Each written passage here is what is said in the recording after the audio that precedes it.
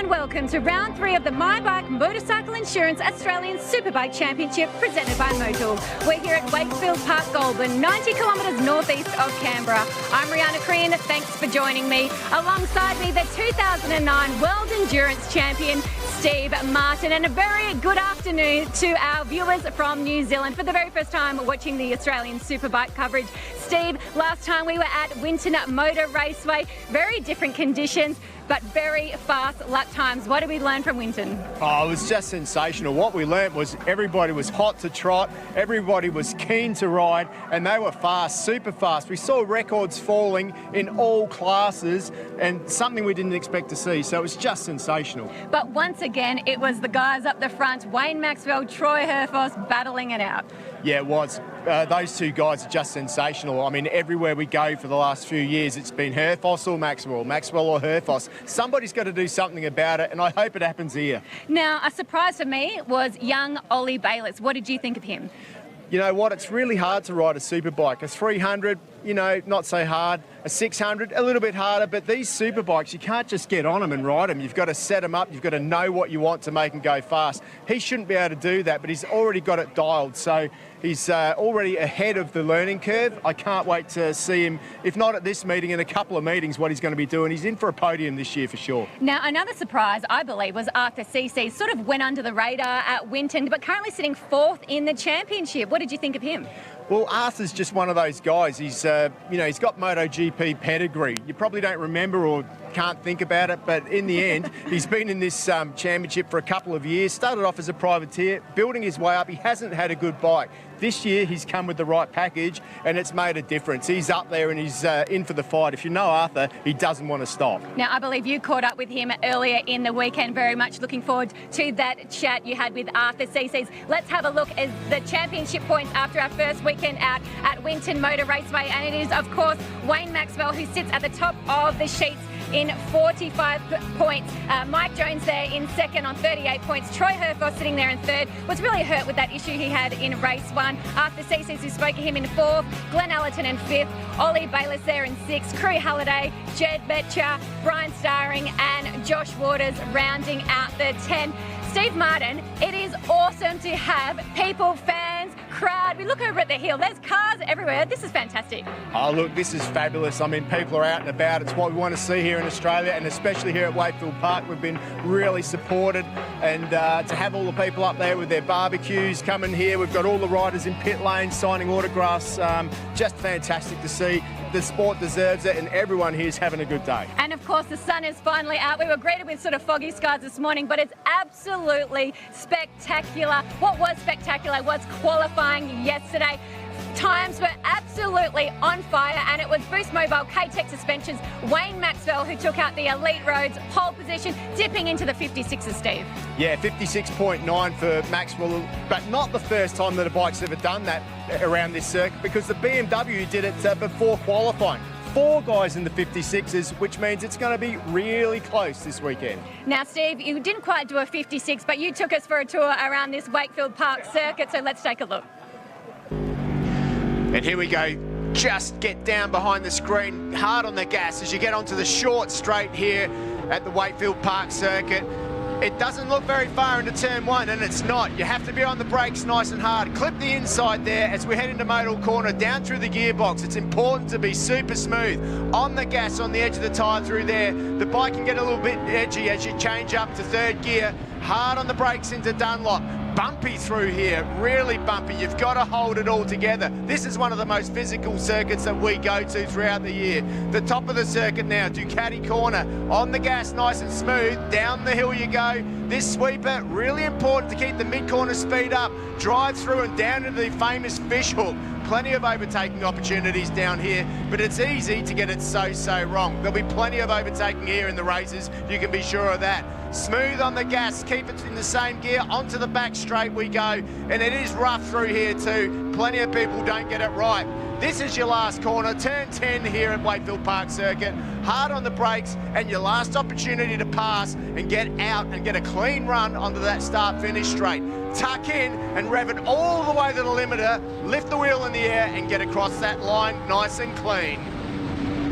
can always count on our very own Steve Martin to jump on the back of a bike and give us a tour of our race circuits that we attend. Let's have a look at what's coming up on today's show. Kicking off all the action, we have the Alpine Stars Superbike Race 1. Then we head to the Blue Crew Oceania Junior Cup Race 3. The Motorsports TV Supersport Race 2, completely stacked field there. The Dunlop Supersport 300 Race 3. And rounding up all the action is the Alpine Stars Superbike Race 2. All the action will kick off right here at Wakefield Park on the other side of this.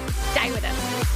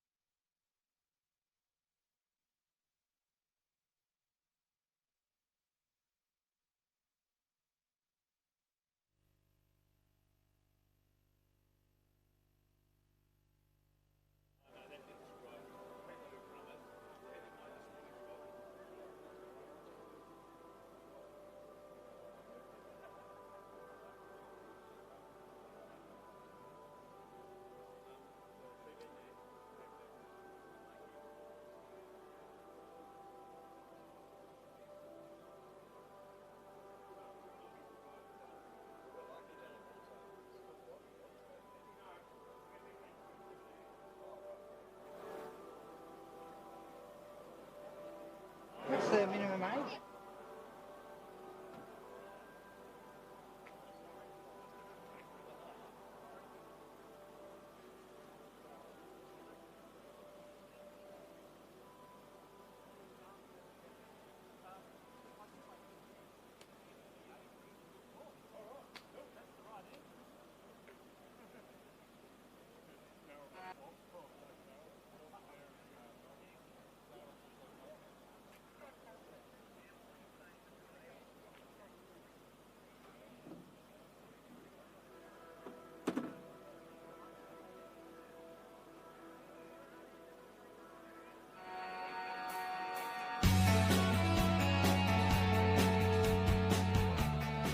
And welcome back to Wakefield Park, the third round of the My Bike Motorcycle Insurance Australian Superbike Championships presented by Motul.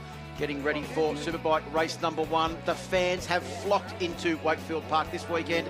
How good is it, Steve? I know you were down in the middle of them there where you're doing the opening to the show, but the crowd are so pumped for this weekend. Oh, they're pumped. They're pumped to be out and about. And not only that, pumped to get autographs from all the riders, and you can get up and close to all the bikes as well. It's fantastic to see that.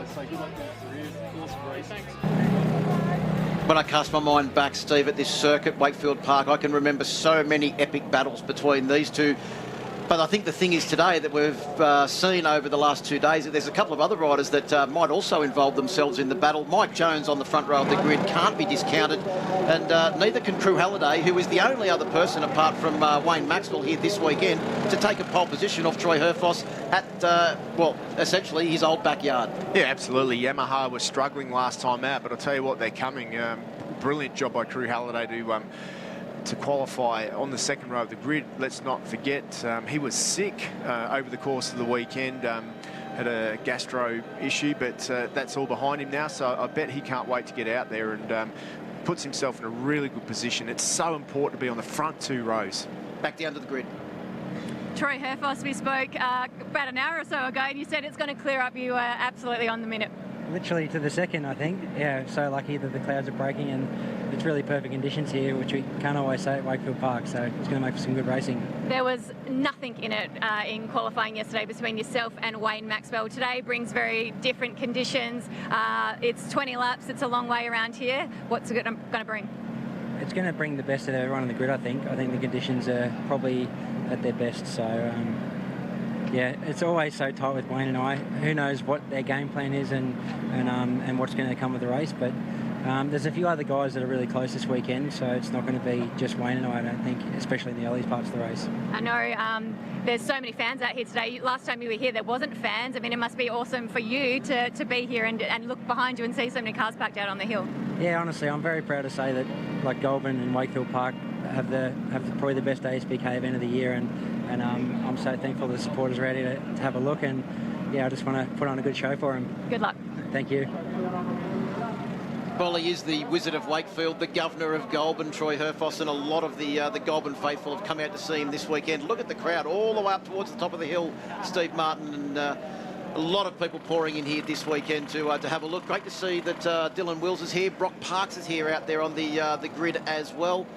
Everyone's very interested to see how this race pans out, and even, as we mentioned, riders back a little bit further than what we would expect, like Glenn Allerton on board bike number 14. He was the first rider into the 56s this weekend, and unfortunately just didn't get his qualifying right. He's back there in 7th position. Let's get back down to the grid. Crew Halliday, there was a few question marks about how you were feeling earlier on in the weekend. Just wanting to touch base, see how you are.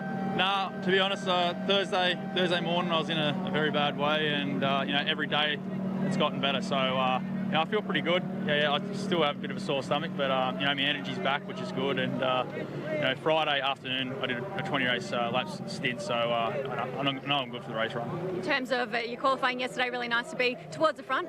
Yeah, it's the problem with this track. It's a big bottleneck down there, so you can go, if you don't get aggressive off the start, you could end up in 8th. So this is a major key to get a good start, and I just need to try to stick with the front boys, and hopefully I tile off. So good luck. Thank you. Yeah, Crew Halliday, certainly not one that can be discounted. Essentially, this is his home round. Stevie only lives 40-odd minutes up the freeway in southwestern Sydney, and you can see there the big deep breath before he puts his helmet on, ready to go racing. A breath of nerves there from Crew Halliday. He's got it all to play for. Not such a good weekend for them last time out at Winton. Needs to make it count here. He's been on pole here in the past, Phil, so he rides well at this circuit. Big ask to stay with those guys in front, but this is the closest he's been, so it's a good opportunity for him to get in some good laps and be behind those guys. The other good news, let's go back down to the grid with Rihanna. Glenn Allerton just pulling their gloves on there. You were the first man to dip into the 56s on Friday. Didn't quite get it done in qualifying as you would have wanted. Talk us through how this is going to pan out.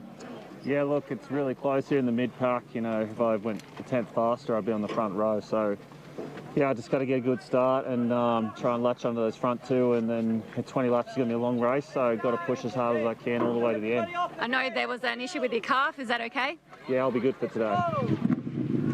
Glenn Allerton just confirming the point that we made, Steve, that the times are so close here. If he was 1/10 faster, he would have been on the front row of the grid.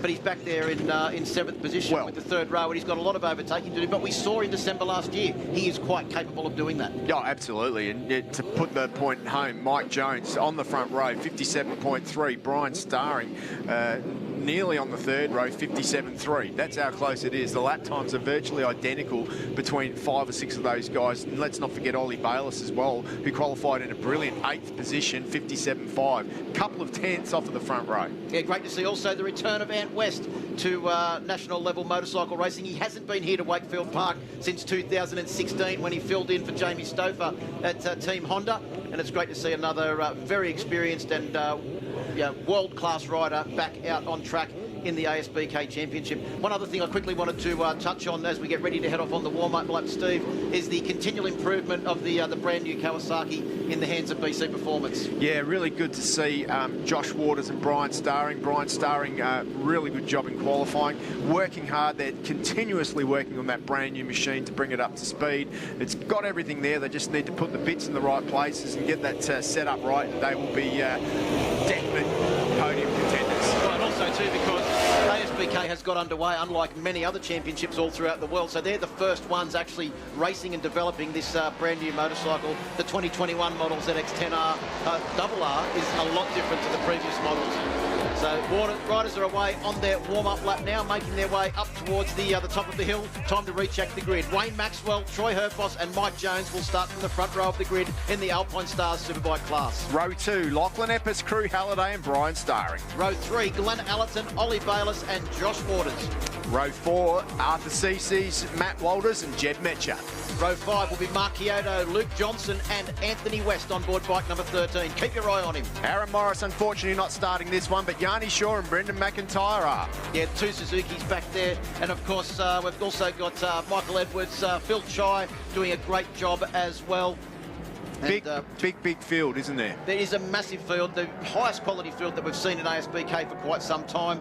Any of the riders in the top 10 or 11, if you saw them on the podium, you wouldn't be extremely surprised as we come down now to take up our positions on the grid. A lot of spectators in here this weekend to cheer on the local hero, the Wizard of Wakefield Park, Troy Herfoss. 20 laps of unrelenting action. This is the most physically demanding circuit that we go to all year. Maxwell leads the championship on 46 points from Mike Jones on 38 and Troy Herfoss on 36. So Maxwell, that all-important point he got for pole position here could come down to be very important at the end of the year. Well, we're getting ready to go racing. You can see there Wayne Maxwell. You can almost feel the nerves coming out the bottom of his helmet there. We're about to fire the opening salvos in the War of Wakefield. Alpine Stars Superbike class is ready to go racing. Superbikes are go. Great start from Lachlan Epps on the second row of the grid as well. I think Maxwell should lead as they head down in towards turn 1 for the first time. He does. Herfoss is back there in 3rd position. Mike Jones has got away well and sits in 2nd position as they start the long run up the hill. Yeah, Mike Jones got a great start there. Herfoss is up there too. Looks like Herfoss has slipped himself by already, and it is number 1, Wayne Maxwell, last year's champion, with Troy Herfoss right behind him. Looks like Glenn Allerton's got the bike away well off the line. That was his first thing that he needed to do. He's right onto the back now of the 3-time Australian champion Brian Starring on board BC Performance Machine bike number 67, but it is still Maxwell that leads. Herfoss is already up into 2nd place. He's made his intentions quite clear, and Mike Jones is now back to 3rd. Epps still holding on to 4th. Yeah, it's a good result from Epps, says the number 61 as well, but race direction again, the start is under investigation. We will bring the news to you when it comes, but this could change everything. Crew Halliday got away well. He's sitting in 5th position. He's got to try and find a way past Lachlan Epps early on if he wants to go with these riders and see a possible chance of getting up there onto that podium as they come across the line. A 1-minute flat from a standing start for Wayne Maxwell. Be interesting to see how fast and consistent they can do these early laps. Looks like Ollie Bayliss already starting to move around. He's desperate to try and get the run up the hill. You've got to try everything you can in these early laps. You can't afford to let those leaders get away. It's just so tight around here. You've just got to try and hold it together. Brian Starring up there too. Good start by him. He'll need a couple of laps for those Dunlops to come in, but when they do, I tell you what, they keep their pace towards the end of the race. Immense amount of pressure being put onto the back of young Lachlan Epps now by Crew Halliday, Brian Starring and Glenn Allerton at the top of the hill there. You can see Epps just ran a fraction wide.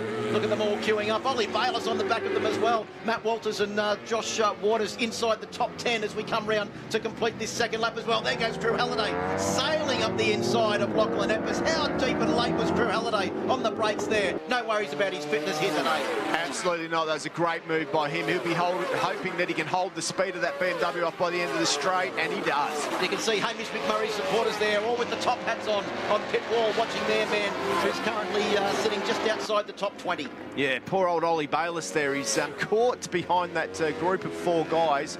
It's going to be a struggle for him. One thing he hasn't got a lot of experience in is like overtaking, but we do know his strength is towards the end of the race. From the short time that he spent on the superbike, he gets faster and faster every lap, so hopefully that can play in his favour. Well, just think of the amount of Australian championships in that little group of riders just in front of Ollie Bayliss, not even taking into consideration the championships that have been won by these 3 out front. All of them are multiple-time Australian Superbike champions, so they make their way down into a Yamaha Revs Hard corner now and drive out onto the start-finish straight, coming round to complete lap 3 of this 20-lap journey. Wayne Maxwell gets the lap record with the fastest fastest ever lap around this circuit, quicker than qualifying, 56.787. That is flying. Yeah, 56.916 was the fastest lap in qualifying and practice on Friday. So 56.787. To give you an idea, that's only 0.6 of a second faster than the old lap record that was set last year by Glenn Allerton on board the Maxima BMW of a 57.389. Yeah, well, 0.6 of a second around this short circuit. It's like 1.5 seconds at a long circuit. It looks like Lachlan Epps could be done for a jump. They're looking at that at the moment, so we'll let you know. Yes, he gets a 10-second penalty, and Ollie Bayliss is coming into the pits. Well, not sure what's the matter with Ollie Bayliss' machine. Hopefully Rowner can get down there to the Desmo Sport Ducati pit area. But there it is, confirmed. Bike number 83. I did mention he got a cracking start, Steve Martin. Unfortunately, that was a fraction too cracking. That's right. But back out front, Wayne Maxwell knows how to start. That was a really brilliant job by him. He cracked off the start, and he is just absolutely flying. Mike Jones is into the 56s as well. I think that might be his first 56 for the weekend as well. Mike Jones on board the Desmo Sport Ducati, bike number 46. He's going with these lead group of riders in third position. This is a really good start for Mike Jones, actually. Normally, he struggles at the start, and he has to sort of like try and work his way back. But this time out, he's been there from the start.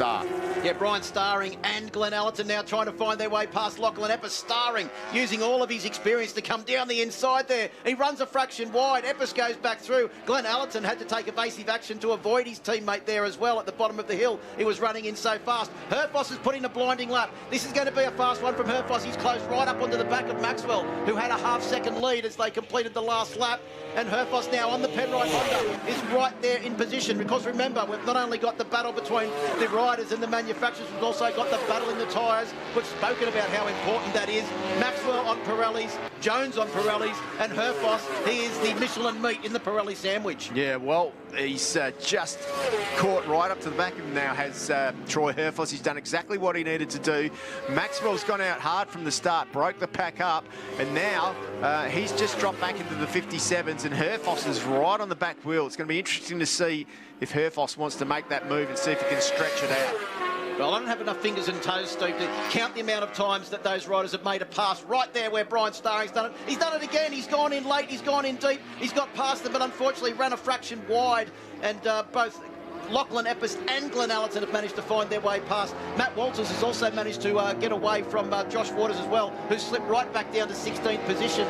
So Ed went up inside the top 10 too, in position number 9, ahead of Mark Chiedo on board bike number 2, who rounds out the current top 10, with Jed Metcher and Arthur Ceces, who didn't get his traditional fast start, back in 10th and 11th position. Yeah, it's really hard to get a good start here if you're back in the pack, because it just does bottleneck down, like they said. Super, super important to be on the first 2 rows. So Allerton has finally managed to get past his Maxima teammate, Lachlan Epps, on board bike number 83. Brian Starring, you know he's going to have another run at the bottom of the hill as well. As they come down through the Ducati corner now, they'll wind their way down through Dane East to get to the bottom of the hill at Alpine Stars. A favourite overtaking place of both Wayne Maxwell and Troy Herfoss. The current lead for Wayne Maxwell is 0.2 of a second. That's effectively nothing as they come round to complete these 7 laps of the 20-lap journey. Yeah, definitely a big gap now to Crew Halliday. It's going to be difficult for Glenn Allen. No, up the inside. That's a big move by the Kawasaki man, Brian Starring, but he manages to pull it off. The BMW's got the drive, though. Remember, Lachlan Epps is going to finish 10 seconds back from where he is, but the speed of the Kawasaki down the straight is, as it always is, fast. Yeah, well, they've finally managed to do some modifications to the engine within the ASBK rules, have BC Performance. They raced it the first round with a completely standard motorcycle. Here we go. Look at this manoeuvre from Brian Starring. We saw it at the last round last year, how confident he was there. Remember, it was a move at that exact corner that got him up onto the podium in the final race of the weekend, and he's managed to replicate that to move up 1 position now in 6th position in this first race of round 3 of the championship. Well, he literally had to do that. That was he couldn't try down into that the fishhook area again, into the Alpine Stars corner, because he kept on running wide. He had to think outside the box, and he pulled it off, but only just. Well, back to our leaders. It is still Maxwell and Herfoss. They've managed to gap Mike Jones slightly. Jones back into the mid-57s. Both Herfoss and Maxwell in the very low 57s. And we said we hopefully can find out what happened to Ollie Bayliss. He's with Rihanna. Oh, I'm really disappointed Ollie Bayliss just sitting here in the pit garages. Ollie, have you got some information about why your bike's in the garage? Yeah, I mean, we had a pretty good race start. I think we're sitting in 7th place, and I was sticking with the group pretty easy. Unfortunately, we came into the last turn and the bike cut out, so hopefully we can get all that sorted in the lunch break and get out for the second one. Yeah, tough way to start the day. Thanks for the info. Cheers. Yeah, thanks very much, Rihanna, and great to hear from Ollie Bayliss, who's obviously disappointed, but still takes the time to let the fans know exactly what's happened, and fingers crossed that Ben Troy and the crew can get that bike back there, out there on the grid, because he certainly is a rider that plenty of people want to watch. Always a super tricky one, though, to try and find an electrical gremlin, because you never can be sure that you've found it. You think you've found it, and it may come back, but let's hope, like you say, they do sort that out, or they can move on to their other bike and have a good race next time out. Just watching Wayne Maxwell and Troy Herfoss, both of them look like they have these bikes on rails at the moment, despite the fact that they are lapping around this circuit consistently in this race, as Herfoss did at the last round, 0.2 of a second under the old lap record. They have not in this race, as far as I can look, looking at our timing monitor, Steve, actually been over the old lap record on any lap so far, and we are coming round halfway round the 10th lap. We're half race distance. Yeah, I mean, the smartest thing for those two guys, as we look at a gaggle of riders, there's Jed Metcher in there, there's a whole bunch of different guys in that group, Ant West, Mark Kyoto's in there too. Arthur Ceases is making his way through that pack too. But and there's Emily Herfoss. She's looking a little bit nervous. Baby's having a sleep. How can that baby sleep with all of the action that's going out on track? If I put earmuffs and gave you a dummy, you'd be asleep too. Probably would. Let's have a look at that battle there. Mark Kyoto has got a fair bit of attention coming from Arthur Ceases, but what about the rider on the back of that Arthur's pack? run off there. Yep. Can he pull it up? There's, he's going to have to... He's dropped it. Arthur.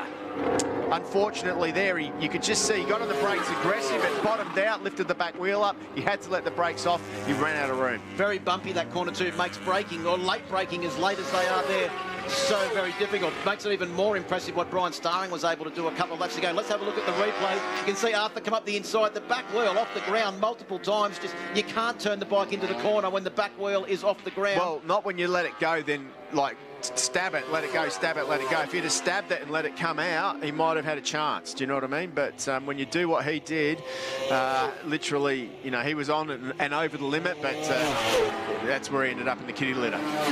Another lap from Troy Herfoss and Wayne Maxwell under the old lap record. That was a 57.389. On the last lap, they were both 57.286 and 294. So there is literally nothing between them in lap times. There's nothing between them on track. But there's a whole lot of rivalry between these two that goes back so many years. It's the Wizard of Wakefield. Oh, no, who's that? Someone else is down. That looks like could be Hamish McMurray, is it?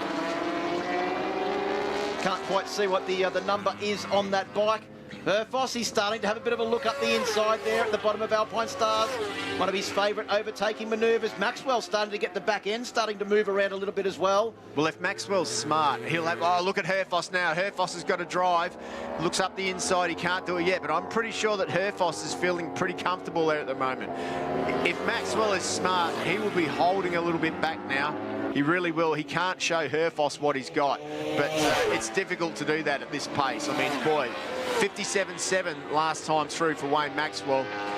The thing is has he backed it off? You can just see now, like he's lost half a second a lap, and Herfoss is up the inside now. Herfoss is all over him. Yeah, Herfoss wasn't able to put a move on there at Motul Corner because there were yellow flags which stopped him. He had a bit of a look at the top of the hill now. Is he going to try at the bottom of Alpine Stars and put the pressure on Wayne Maxwell? We saw it here last year. Maxwell would try and slow the pace up. Herfoss would try and get in front and then pull away. Has a bit of a look up the inside. Maxwell just runs in there so deep that Herfoss can't get past. It was Hamish McMurray that crashed at turn 1 on board bike number 33. There's Luke Johnson in that group too now. He's having a good race, Dyson, with Jed Metcher and Mark Kyoto there. There's Herfoss up the inside. No, can't quite get the job done. Maxwell just runs in a little bit deeper at the final corner. That's Yamaha Revs Your Heart corner. Out onto the My Bike Motorcycle Insurance start finish straight now. Oh no, there's another bike down. That looks like it could be, is that bike number 62? Is that Brendan McIntyre? Oh, it looks like a big one. Let's hope that the rider's okay. You can see him moving there. The marshal has moved over. We've got a red flag stoppage on lap 14 of the 20-lap race. Wow. So this is going to make a very interesting conclusion to this race. Just saw there, Maxwell looks over his shoulder to see where Herfoss was, and his visor nearly hit Herfoss's screen. That's how close he was. He got a bit of a shock at that, but yeah, let's hope that Hamish McMurray is okay, but there'll be frantic movement now. Race declared. Race has been declared because we were well, getting about the 3/4 race distance. So the race has been declared. The big question now, Steve, will be, do they decide to go full points, or will it be slightly less than full points? We'll wait for race direction to provide that information. Yeah, absolutely. But, I mean, what a race that was. It was an incredible race. Maxwell led. Perhaps Herfoss should have gone earlier. I feel that he had the speed to do it. But you know, at this point in time... Yeah, it was Brendan McIntyre at turn number 1 that has caused that red flag stoppage. So the medical crew are with him now. Yeah, we're lucky to have race safe here. They'll be straight down there. Look at Herfoss. He's already shaking his head. He can't believe that the race has been declared. He was building to a crescendo there. He was about to launch an assault on Wayne Maxwell. We said it was the War of Wakefield. He had the pace to win that. He was in the trenches and he was full of ammunition. Yeah. Unfortunately, Maxwell was either holding the pace back, but I just feel that, you know, you could just see by a little bit of movement on his bike. Let's have a listen. It's fucking amateur hour. Not quite sure what he said then, but anyway, like those two, you can imagine the emotion that they've got at the moment. Like, Herfoss is never going to be happy right now. He's never going to be happy. Hey, good job. We didn't get the race yet. If you know what I mean. If you know what I mean. That's not me, I'm your mate. Yeah, I know, I'm just saying. It's fucking amateur hour the way they do it. Oh, the lap is a pass. Who out of us two, you know, they're going to pull the gloves off 10 to go. You know what I mean? Like, you know what I mean? If you're following me, it's a bit shit. We should want to go see race control. They have to fully get out of the way. I know, it was bullshit. And then, like, Having a little bit of trouble understanding exactly what they're saying there, but you can see that they're definitely not happy. I think for once they're both in agreement. Well, yeah. I mean, like, Maxwell's pretty happy just to stay out of it. and like, that could have decided the race, you know what I mean? That's what I don't like. Maxwell's happy. I mean, he's won, so he's just consoling his mate, and it'd be on the other foot if it was the other way around. But exactly, and Troy's still smiling as well, so that's a good sign. But you can imagine it's all going to be on this afternoon. Oh, absolutely. And I think what will happen this afternoon is that Troy will not be waiting. He will be getting past Wayne as fast as he can, and then trying to you know, turn the tables, so to speak. I don't think, in all honesty, I mean, Maxwell had the pace in the first half of the race. Herfoss, at that point in the race, was ready to rock and roll. He was ready to go. So that was the issue that we had there. Like, in the first part of the race, Maxwell was going to win, and that's why Maxwell was in front. But then in the last, 2 laps before the stoppage, Herfoss started to feel that he had grip, and bang, he was going to go. But he never got the opportunity. Let's have a look at the highlights now of this first Alpine Stars Superbike race number 1. It was a great start off the front row of the grid. We called that Lachlan Epps got a great start. Unfortunately, it was a little bit too good, and he was hit with a jump start penalty early on. But it was Wayne Maxwell, Troy Herfoss and Mike Jones early on that started to pull away from the rest of the field. Yeah, Mike Jones was feeling pretty good at that point, but during the race there was lots of little battles. Brian Starring was doing everything he could to get on the gas and get past Lachlan Epps, and he tried really, really hard. In the end, he managed to get past, but he had his hands full with those BMWs. There were Yamahas galore out there. Arthur Cece's, Jed Metcher, Luke Johnson was in that pack too, as was Mark Kyoto. Unfortunately, Arthur Cece's has got a little bit too late into the final corner, ran off the track. He was out of that 4-way battle and unfortunately just went down at the very last minute, but I'm sure Arthur will be back this afternoon on board bike number 61. Yeah, absolutely. Meanwhile, back out front, it was number 1, Wayne Maxwell, doing everything correct. Perfect precision, lap records. Then we had fallers. Yeah, Hamish McMurray was the first one to go down at turn 1. Herfoss had a bit of a look up the inside of Maxwell. Maxwell just managed to maintain that lead, but it was building to a crescendo. It was going to come down to the last couple of laps. Then, unfortunately, Brendan McIntyre went down on the Western Motorcycle Suzuki machine at turn number 1 as well, and the red flag came out, and that was race declared. So you can see there, race direction stepping in, declaring the race, and the riders made their way back to Parc Fermé. There was a discussion between Wayne Maxwell and Troy Herfoss, but as I said, Steve, I think for once they were both in agreement that they would have liked to have seen what happened with another 5 laps to go. Smiles all round, but you can imagine it's going to be extremely exciting this afternoon. Time to hear from our top 3. They're down in Parc Fermé. In third place from Desmo Sport Ducati, Mike Jones. Mike, nothing like starting the day with a little bit of drama. Yeah, for sure. I mean, it was a pretty crazy race there with a few incidents towards the end there. So, you know, fortunately, my race started really well. I got away really well there and was able to run with the front 2 guys. Unfortunately, made a couple of small mistakes there in the middle and ended up sort of dropping off a bit there, but was still holding a consistent pace. So, I feel like if the race had kept going, it would have been interesting to see if we would have been able to claw that gap back again as with the tyre wear. So anyway, we're in a good position and looking forward to the next race. Plenty learnt from that one. I look forward to seeing what happens this afternoon. Congratulations, Mike Jones, in second place on the Penrite Honda. The conversation continues between yourself and Wayne Maxwell, and of course we all want to know what's been going on between you guys. What are you talking about? I'd love to say it was something that'll make you watch the TV more, but it's not. Just the fact that we've got to stop racing when the race hadn't essentially started for us yet. We're both old enough to know when to go and when to stop, and I could tell Wayne was sort of in a bit of a groove there, and yeah, I felt like it could have been a race. It could have been anyone's race. So, but it's my fault for not leading the race when we were past 2/3 distance, and yeah, credit to Wayne. He done a great job. We were going really fast at the start. That was fun and scary, and yeah, I hope everyone's okay from the crashes. Do you feel like if the race had gone full distance, you would have had it? Yes, I do, yeah, but he does as well. We both always think we're going to win it, don't we?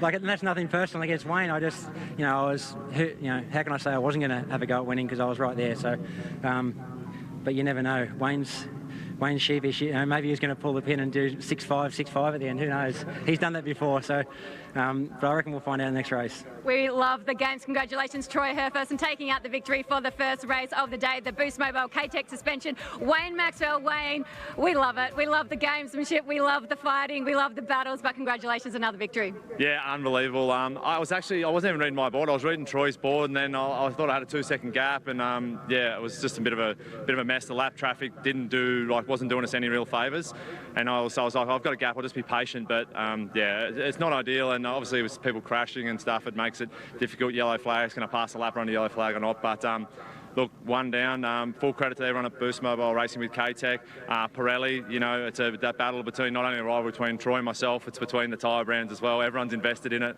and it's a good thing to be a part of for us. Tell you what, when you go back to your garage, go have a look at the lap time you set because it was pretty fast on fire. Absolutely. Congratulations to Wayne Maxwell. Victory in race 1 of the Alpine Stars Superbike. Now time to turn our attention back to our commentary team with Phil Harlan. Yeah, thanks very much, Rihanna. Congratulations to Wayne Maxwell. His 5th Superbike race win at Wakefield Park, and fantastic conditions to do it in today, and in front of a bumper crowd. They've packed into Wakefield Park to watch this battle between Wayne Maxwell and Troy Herfoss. Race 1 has lived up to every expectation. Race 2 coming up later today, but plenty more action coming up straight after this break.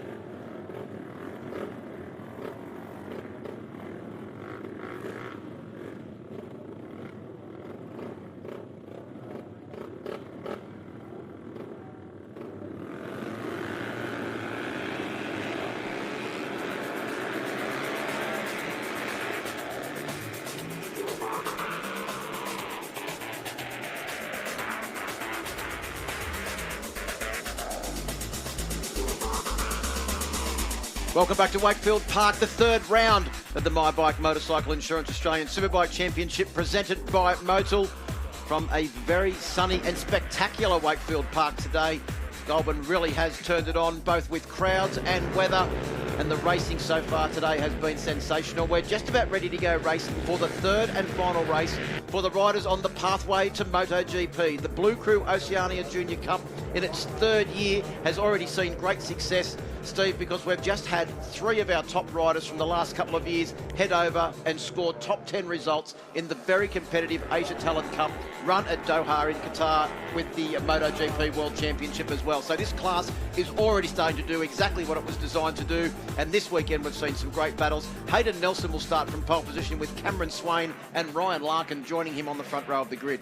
Levi Russo, Nate O'Neill and Jack Favell in row 2. Hudson Thompson, Varis Fleming and Harrison Watts will make up row 3. Row 4 is Marcus Hammond, Riley Nialta and William Hunt.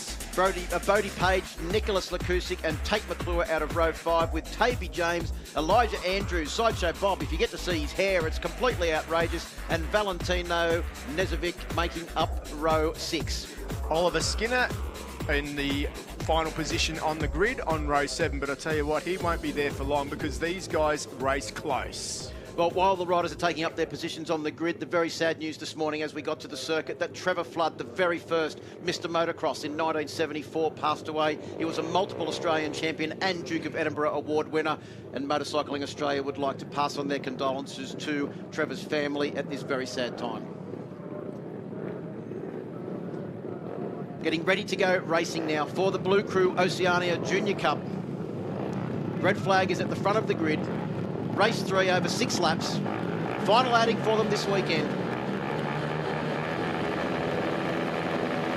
Blue Crew Oceania Junior Cup is go. Looked like a pretty good start there from the third row of the grid. I think that might have been Varis Fleming on bike number 35. Let's see if he can make his way through the field. I think it's the pole sitter Hayden Nelson that will lead them through turn 2, the Motul corner, as they drive now up the hill with Nelson. Cameron Swain sure to be there because he's won 5 of these 5 races held this year, Steve. He's trying to make it a perfect score of 6 from 6, but he's got a lot of competition as they set up on this first lap. Well, sure enough, he's already hit the lead. He had a big battle in the last race earlier this morning with Hayden Nelson, and those 2 guys are in a class of their own. It looks like it's a little bit closer affair this time around. Let's hope that Ryan Larkin, Nate O'Neill and Levi Russo just behind him there in that group can make it up. Up the inside, there's a quick dive into the Alpine Stars Fishhook. Yeah, I think that was Nate O'Neill on board bike number 65, sitting there in 4th position, that had a bit of a look up the inside. You can tell the bright green helmet.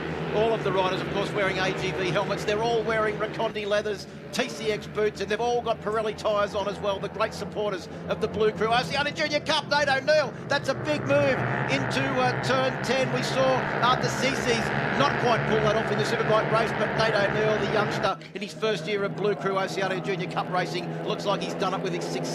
Well, Cameron Swain might have won 5 this weekend, but if he wants to win 6 out of 6, it looks like he's going to have a fight on his hands because Hayden Nelson has taken the lead. And around the outside, Nate O'Neill takes the lead. Yeah, I think that's probably the first time he's actually led a Blue Crew Oceania Junior Cup race. I think it's probably the first time anyone other than Cameron Swain and Hayden Nelson's led a race this year, because at Winton at the last round, it was Cameron Swain that won all 3 races quite convincingly, but he only won the second race here this weekend by 0.13 of a second over Hayden Nelson. This time, it's not just the 2 of them, Steve. There's a whole lot more that are involved in this battle. It's exactly what we want to see. I don't know about Cameron Swain. He likes winning by a mile, but doesn't look like it's going to be the case this time out. So you can see the competitiveness of this racing too. It was Nate O'Neill that led as they went into turn 1 only a few corners ago. Halfway round this lap, he's back to 3rd position, and Varis Fleming on bike number, it was actually Jack Favell on bike number 33 is the last rider in this lead group. There's the live championship points at the moment with Cameron Swain, courtesy of 5 wins from 5 starts so far, with a very impressive 145 points. Levo Russo on 92 and Nate O'Neill on 89, but you can see how close that is for 3rd, 4th and 5th in the championship. Over the line again, Hayden Nelson. Looks like he might just sneak through, but it is Nate O'Neill around the outside. Oh, it's so close, over the white line. it was the outside, then it was almost the inside. Riders moving all around the track. Nate O'Neill's now gone back to 5th position, but it is still the one constant. It is Hayden Nelson and Cameron Swain. Got a fall up. Yeah, bike number 74, that's Bodie Page. The Queenslander, unfortunately, is down. Yeah, let's hope that he gets up and manages to move himself off the track. But meanwhile, back out front, it is Hayden Nelson having a big battle with Ryan Larkin now. And Geez, how close was that? Yeah, where is Cameron Swain? Because he was right at the front, but there he is. Cameron Swain, that's as far back as he's been in any race, 3rd position. Yeah, well, at Winton, he got to the lead, and that was it. No one else really saw which way he went. But now we've got Ryan Larkin on board bike number 68. He's had some good results so far this weekend as well. He was 2nd in the first race held yesterday afternoon in almost perfect conditions as well. His fastest lap then was a 1:16.136. And they're fractionally off that lap time at the moment. As they come across the line, it's like a swarm of bees. You can see one of the nervous parents. And also some former competitors in the Blue Crew Oceania Junior Cup cheering them on around the outside. Look at that corner entry speed of Cameron Swain. Sweeps around from 2nd place into the lead as they take the run up the hill. So just so you guys at home know, all of these bikes are identical. They come in the same truck. They get dished out. So there's no bike advantage here. Just you can change a little bit of fork oil height, which changes the handling a little bit, but they're all identical engines and everything else. We've got another faller there. That's not Valentino, is it? No, I don't think that is Valentino Rossi, but there's plenty of people in this class that Valentino Rossi is their hero. Absolutely. So as they make their way down to the bottom of the hill, and even to see how much fairer this class is too, the heavier riders actually get to have a slightly lighter fuel load. The lighter riders have to carry a full tank of petrol into these races, and you can see how close the bikes are. Because we've got a top 3 now that have started to break away with Cameron Swain, Hayden Nelson, and also Ryan Larkin on board bike number 68. Then there's a small gap back to Jack Favell on board bike number 33. Then it's bike number 72, Levi Russo, Nate O'Neill on 65, and Hudson Thompson, whose older brother Carter was the first ever champion in this class and was one of those riders that was over there in Qatar that scored a 4th place finish. That's a fantastic result in the Asia Talent Cup. Well, the whole idea about this class is to bring up new talent, and it is working, and we can see that by the amount of these guys that are heading overseas and being competitive wherever they go. So we are just so glad to be the forerunners in this class. And also the other 2 riders, Tom Drain, who is a multiple Australian dirt track champion, also an AMA champion from America, and also top 3 finisher in the championship here in this class, and also last year's champion, Marianos Nicholas. So congratulations to all 3 of those guys. The future of Australian road racing, Steve, you would have to say is in pretty good hands. It certainly is. So coming down towards the bottom of Alpine Stars now, it is still Cameron Swain that leads. See someone go 6 from 6 at the beginning of an OJC championship. Hasn't been done since the very first year when Carter Thompson, I think, won the first 2 rounds, but I'm not actually sure if he won all 6 races at those first 2 rounds. So we could be seeing history made here. There's one person that wants to make sure that history is not made. 2 people, in fact, and that is Hayden Nelson and Ryan Larkin. Yeah, Ryan Larkin's doing a really good job, isn't he? I don't recognise his name that much, so he is doing a great job to be up there. Yeah, he's had one good result that I can remember in a race like this afternoon where he finished 2nd place. But look at bike number 29, Hayden Nelson. Did he use the slipstream to absolute perfection? He did. He's come from 3rd. He's gone into 1st through Motorola Corner. He makes his way out onto the AMF hill now in the lead. He got a bad drive out of there, though. And he's looking at it. It is Cameron Swain who gets a good drive back into the lead on the final lap. And this is what counts. Yes, there's only 7 corners to go now. It is going to come down to the final corner. Who has got the race tactics prepared to perfection as we come off the top of the hill through Ducati and start the long run down, looking to try and make a move into Troy Herfoss's favourite overtaking opportunity at the bottom of Alpine Stars. It is still Cameron Swain that holds the lead, the bright yellow helmet out front. Keep an eye on Ryan Larkin at the back there. I tell you what, he seemed to be pretty on the brakes into the final corner. He's real good on the brakes and tipping in there, and he's in the perfect position at the moment, especially for the slipstream over the line, and that's what this is going to come out down to. It's Cameron Swain leading into the final corner. You can be sure that Hayden Nelson's going to have a dive. He doesn't do it. He's going to go for the slipstream. Nelson dived down the inside in the last race, and then he was slipstream to the line. Is he going to try and repay the favour now? He's in the slipstream. He tries to get, as they weave down the circuit, and pulls out of the slipstream. Has he timed it to perfection? They're going to come across the line. It's going to me a photo finish, Steve Martin. I do not know who has won that race. They do not know who has won that race. All we know is that bike number 41, Hudson Thompson, has finished in 4th place ahead of Levi Russo, Nate O'Neill and Jack Favell. But I think they're going to have to go back and have a look at a photo because that is what you call a dead heat. I don't even think they got it by half a nose. There was nothing in that at all. We just saw a glimpse of Marcus Hammond, who didn't finish the race, unfortunately for him. But these guys are looking at each other now going, who won this? This is your podium, these 3 guys, but who is the winner? Could be our time screen to say Hayden Nelson, but I'm not going to count that. Let's just have a look and see if we can figure it out. It's Cameron Swain at the moment, Hayden Nelson, Ryan Larkin on the outside there, but he's back a little bit. It could be the number 26. No, it is Hayden Nelson. Oh, or is it? Well, Ryan Larkin, I reckon. Well, you actually picked that Ryan Larkin was in a perfect position. He looked like he was good on the brakes, and he's come from a fair way back, halfway round the final lap of that race. I think Computime probably still trying to check it out because there is literally not even a nasal hair in that one, not half a nose or anything. No, they'll be developing the film to have a proper look at the photo right there, I reckon, because that was as close as it gets. But one thing's for sure, all 3 of these guys at the moment will be going, who is it, who is it? And one of them will be happy, 2 of them won't. Confirmation of your results. It is Hayden Nelson that takes the win by 8 1,000ths of a second over Cameron Swain, who suffers his first defeat of the 2021 season. And Ryan Larkin just misses out by 0.012 of a second on taking the race win. He'll have to settle for 3rd place, but they are your top 3. What a fantastic race. Hudson Thompson takes 4th, Levi Russo in 5th, Nate O'Neill in 6th, Jack Favell in 7th, Varis Fleming in 8th, Harrison Watts in 9th, and William Hunt rounds out the top 10. Riley Nalter in 11th, Nicholas Lautzig in 12th, Tate McClure in 13th, Valentino Nezovic in 14th, 15th is Toby James, Elijah Andrew in 16, Oliver Skinner 17, 18th is Marcus Hammond, who didn't finish, and Bodie Page crashed out. Can't wait to hear from our top 3. We'll hear from them. They'll be in Park for May with Rihanna after this short break.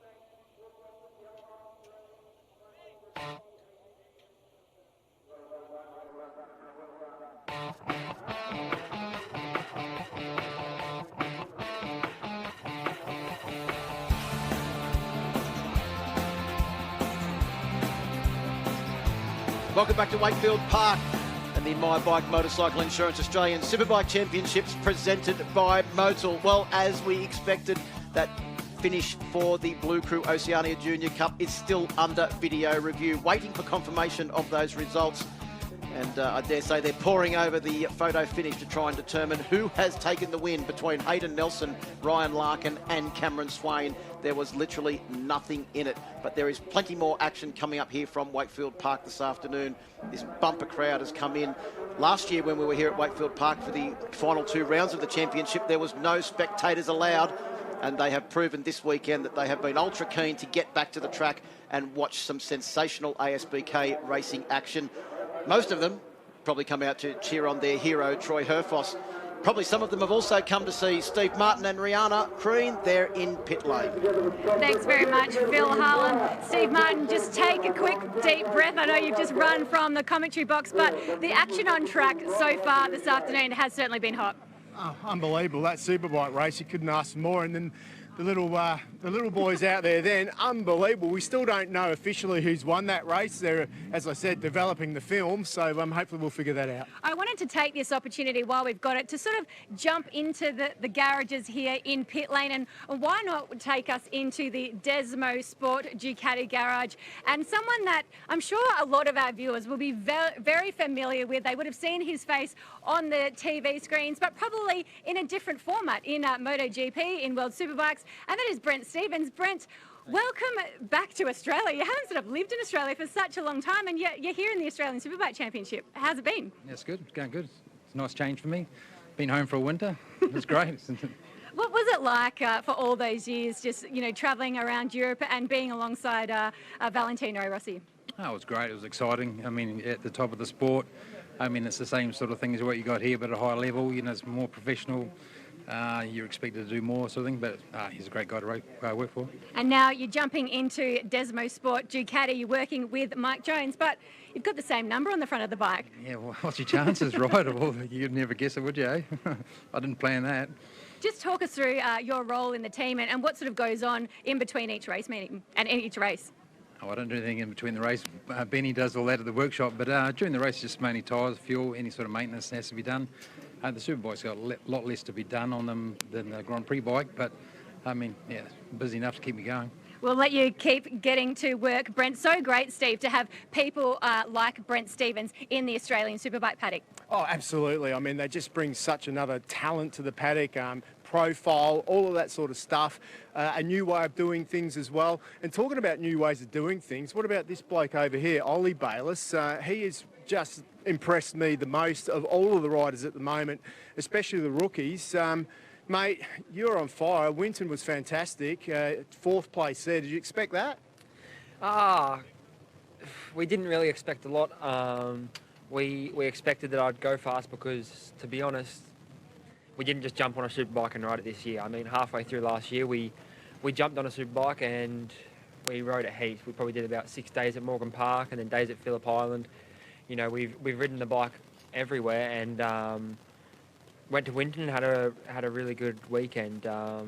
We came to here and we started off the weekend really good, and then unfortunately we had a bit of a problem with the bike in race 1, which made me retire. But in race 2 that's coming up, my confidence is still up, and I think that we can go really fast and be with the front guys.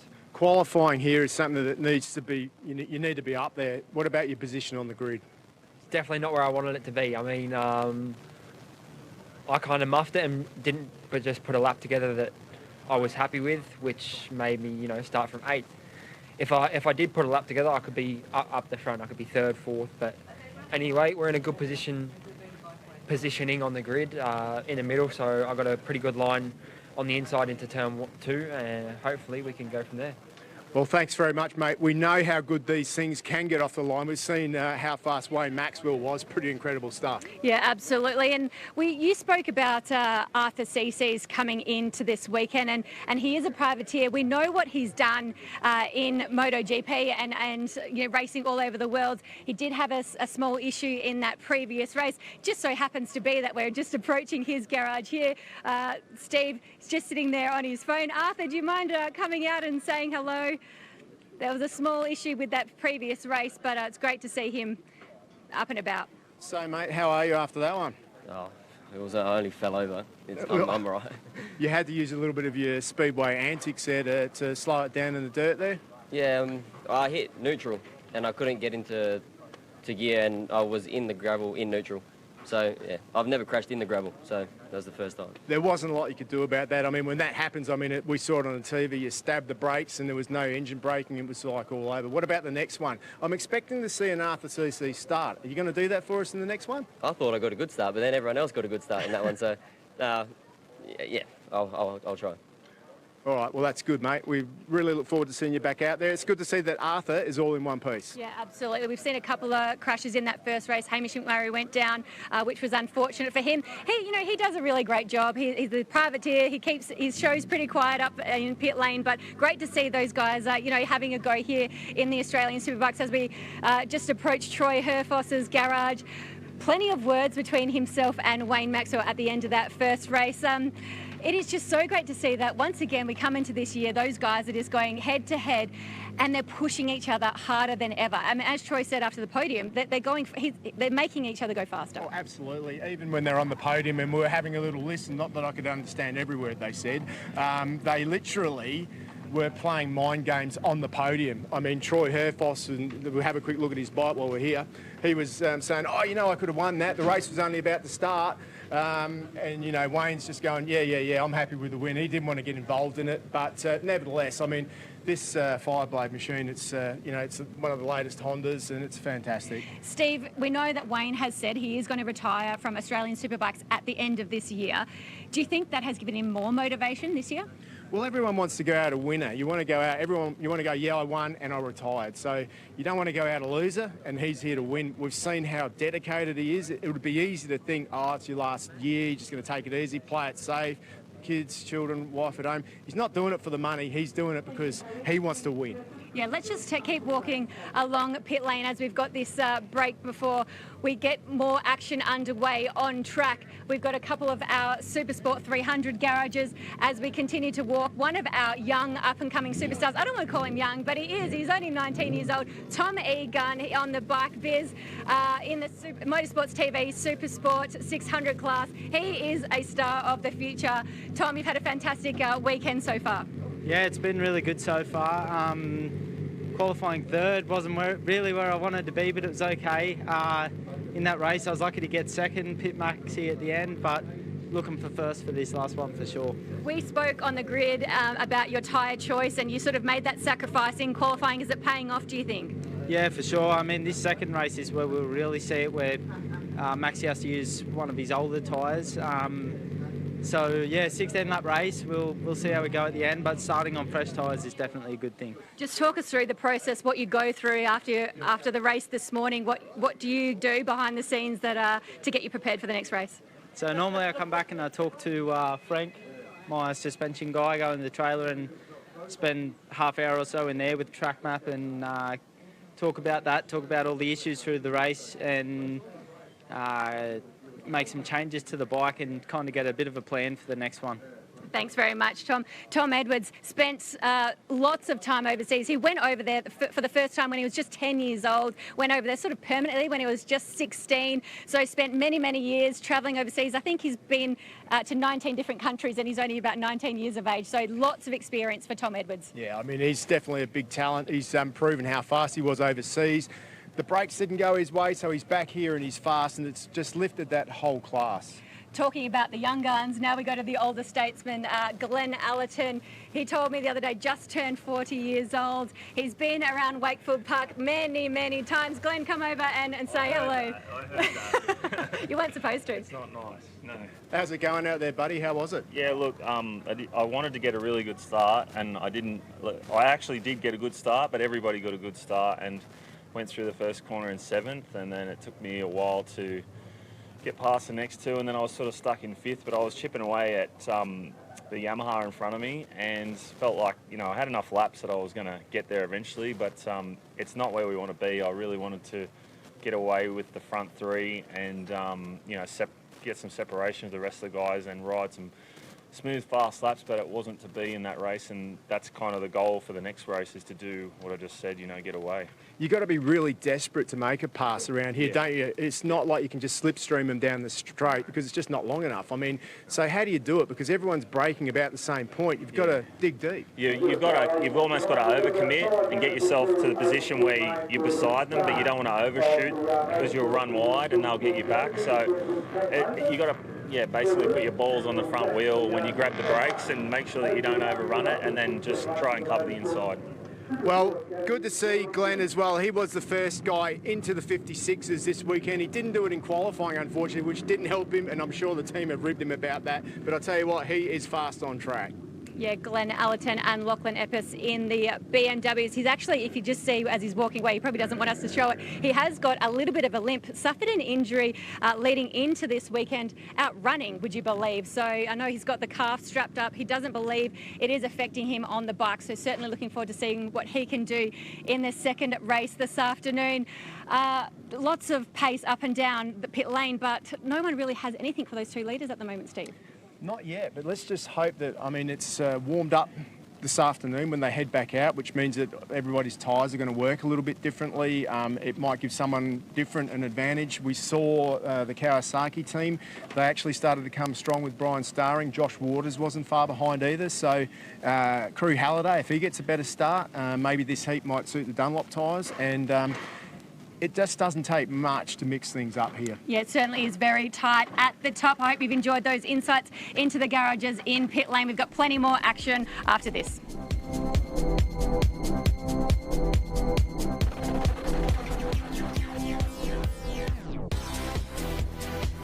Well, Motorsports TV is the next class out on circuit. Time to find out more about this, the most competitive Motorsports TV class that we've seen for many, many years. The Motorsports TV Supersport class has been the most successful feeder category for the Australian Superbike Championship since the late 90s. With similar rules, it's the perfect platform for riders to hone their craft. Let's meet some of the stars of the Motorsports TV Supersport 600 class.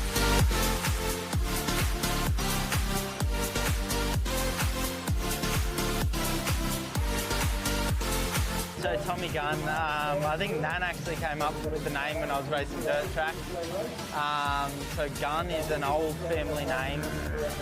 E obviously stands for Edwards, and it kind of fitted and worked. So yeah, she came up with the name and I've stuck with it. I've been racing internationally since I was 10, going over and stuff, but living in Europe since I was 16, so having this year here in Australia has been really good to spend so much time with my family and friends and stuff. I haven't done it for a long time. It's great to be home for a bit of time. Yeah, it's probably the strongest I've come into a Supersport 600 season, so, this is our best shot at it, and I'm going to probably give it everything, just like everyone is, but I'm feeling good about it.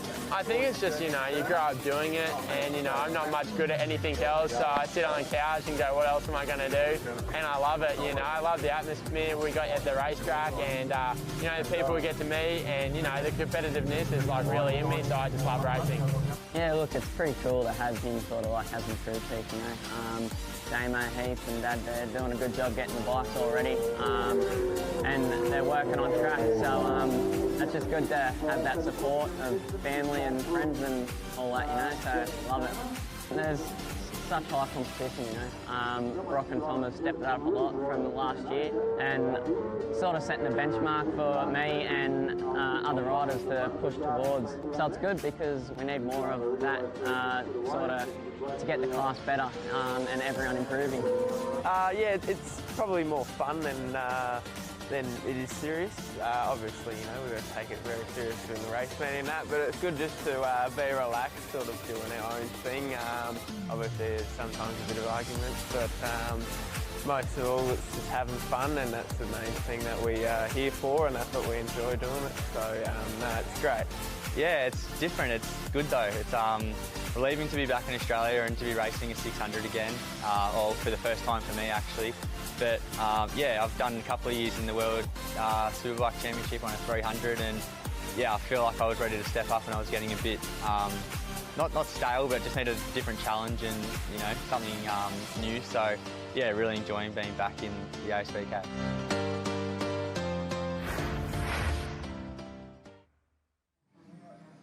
Well, great to hear from those riders, and I think a couple of them undersold themselves a little bit. Tom Bramage forgot to mention that he's actually a former champion in the 300 Super Sport class, and both he and Tom Edwards had some great results overseas in the Super Sport 300 class, and race one was absolutely spectacular, Steve. They got away to a great start. It was Brock Pearson that led down into turn one for the first time. And the real fast starter, though, was Jack Passfield on board bike number 42 that for a long while held on to the very fast three. Yeah, Passfield did a great job, but Luke Power and Dallas Skier there, they had a massive battle between themselves, and that pretty much went for the whole race long. Brock Pearson was holding on to a lead. He got a little bit away from Max Stauffer and Tom Edwards, but then Max started to reel him back in, and Tom Edwards also started to reel Max back in as well as the race came to its 16-lap crescendo. Then there was a big red flag stoppage because, unfortunately, the rider on bike number 12, Joel Taylor, who'd been into the pit for some rectifications, had a big crash.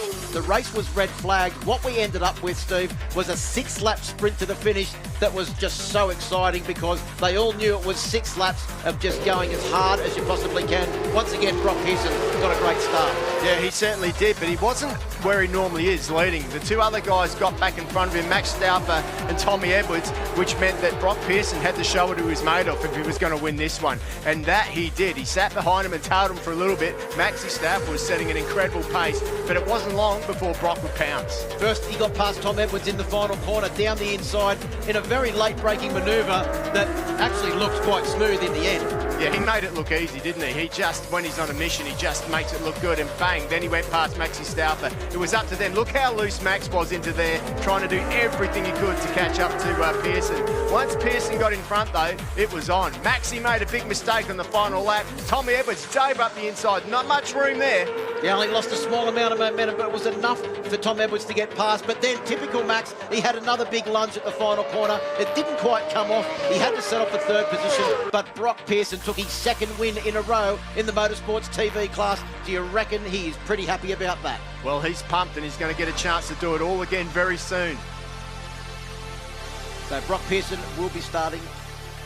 Brock Pearson will be starting from pole position. Motorsports TV Super Sport race coming up after this short break.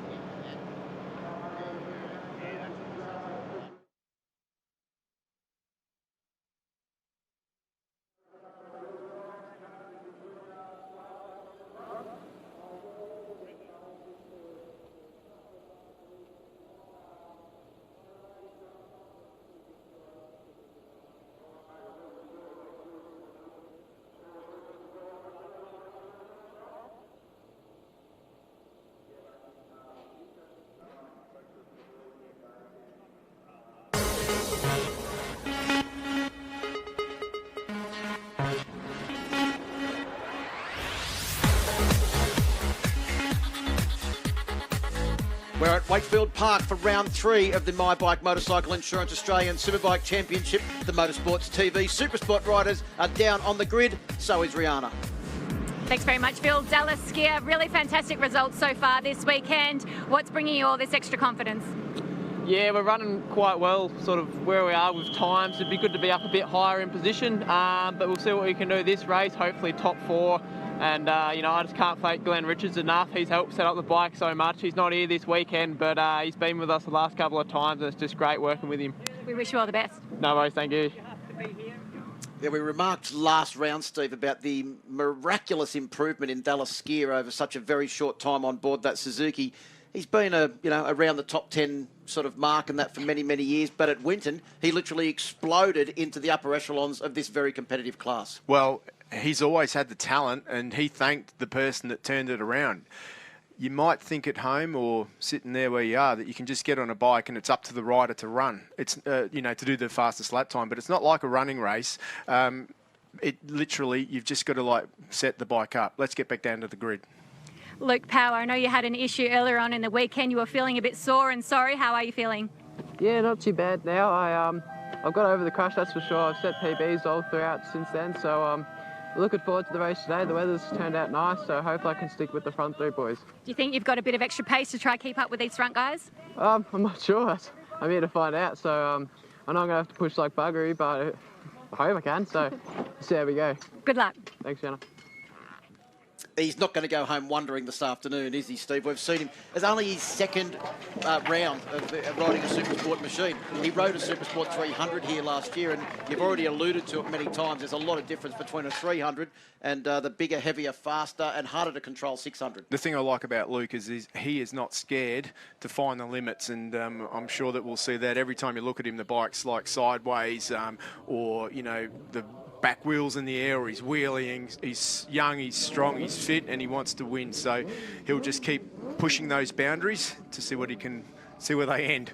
Right, doing a great job on the ProWorks Kawasaki ZX6, and I don't reckon it'll be too many years and we'll see that young man stepping up into the Superbike class as well.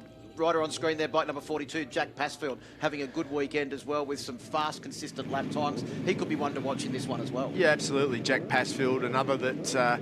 in the last couple of, last year or so, he's come on strong. He's found something, and he's becoming a contender, very close to podium pace. And the closer you get to podium pace, the easier it is to run that pace just through the extra confidence that you carry. And to give you an idea at home of the changing of the guard of the Supersport category, coming into this round, there were only 2 riders in this field that had actually taken a Supersport victory here at Wakefield Park. Brock Pearson was one, Max Stouffer is another. Brock Pearson has now gone to 2 victories.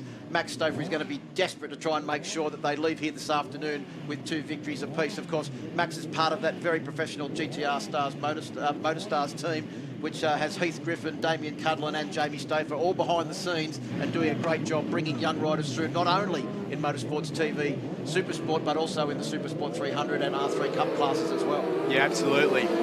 Also good to bear in mind, you just see one of the Kawasaki's there struggling to get off the line. I wouldn't be too concerned about that at the moment. Okay, looks like he may have stalled it or something, because normally you can stay towards the back, but that was a long way back. I'd say he stalled it, got it going, so could have been Luke Power. Wasn't sure, I didn't see the number, but yeah, it was because Noel Mann, the other Kawasaki bike, number 10, was actually there in the field. You could see him coming through there. Oh, Luke Power got a lucky escape there. He stalled his bike and got it going. Well, Brock Pearson, Max Stouffer and Tom Edwards will start from the front row of the grid. They were 1, 2, 3 in race number 1. Has anyone got some questions to answer or ask them in this one? Well, Jack Passfield, Dallas Skier and Luke Power hope that they're the ones that can take those top 3 spots. Tom Bramage, Scott Nicholson and Reece Belling are all having pretty good weekends as well, along with Aidan Hayes. Joel Taylor, hopefully he's back out there after that big crash earlier on this weekend. And Tim Large on board bike number 74 will also be on row 4. Mitch Kuhn, Luke Mitchell's out there, good to see. Noel Mann and Ryan Sellen on row 6. Yeah, good to see Ryan Sellen back in the championship. He's been away for a couple of years, but bike number 23 is back, and hopefully he has a successful weekend and continues to run for the rest of the championship. There is Luke Mitchell just pulling up there with that red helmet, the green speedy leathers. Luke Mitchell pretty handy on a motocross bike too, I believe. Yeah, no, he certainly is. He's a good little rider. Good to see him back on a road bike. So riders coming around to take up their positions on the grid. Race 2 for Motorsports TV Supersport class, their final outing for the weekend. Brock Pearson leads the championship by 5 points over Tom Edwards. Max Stouffer in third in the championship. They're on the front row of the grid. They are the top 3. They were top 3 in race number 1. We're ready to go racing for Motorsports TV Supersport. Supersport is go. Great start once again from Jack Pasfield in the second row of the grid. He's going to be right on the back of our leading 3 as they come down into turn 1. He is right on the back. He's actually sandwiched in between Tom Edwards and also Max Stouffer. And Luke Power has got a cracking start on board bike number 68. No stalling at this time, Steve. No, I thought he was going to go all the way around the outside. He just got locked out there, though. Couldn't quite do it, but nevertheless, a good start from him. Brock Pearson, though. He's out of the seat. Told you he didn't hold back. Well, he's never going to go home this afternoon wondering, as we said. Dallas Skier got a great run up the AMMF hill for the first time as well and managed to move up 1 position. He's right onto the back of Jack Pasfield now, but no surprise to see Brock Pearson on board bike number 17. It is the lanky Queenslander that leads, and as he did in race number 1, he's got a pretty handy lead early on.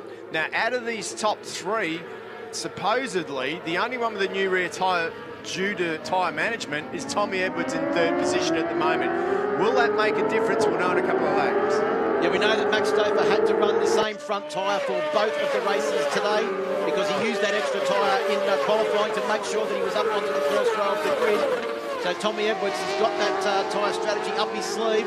He said it would make a difference in this race. Let's see how it pans out over the next 14 laps. Yeah, it's a long way, 14 laps around here. It's very, very physical. These guys have been at it all weekend.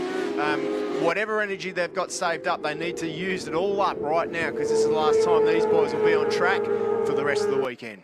Here we go. Here's a replay of the first lap of the race. Watch bike number 86 come up the inside. Luke Power goes, no, you're not going past. Oh. Gets on the gas extremely hard. Tom Bramage probably had to get out of the throttle a fraction on board bike number 44. Yeah, but he's asking a little bit too much of that Pirelli rear slick. There's the Bike Biz machine of Tom Edwards, bike number 26. The stay upright machine of Jack Pasfield. Tom Bramage. The ProWorks Kawasaki of Luke Power on board bike number 68.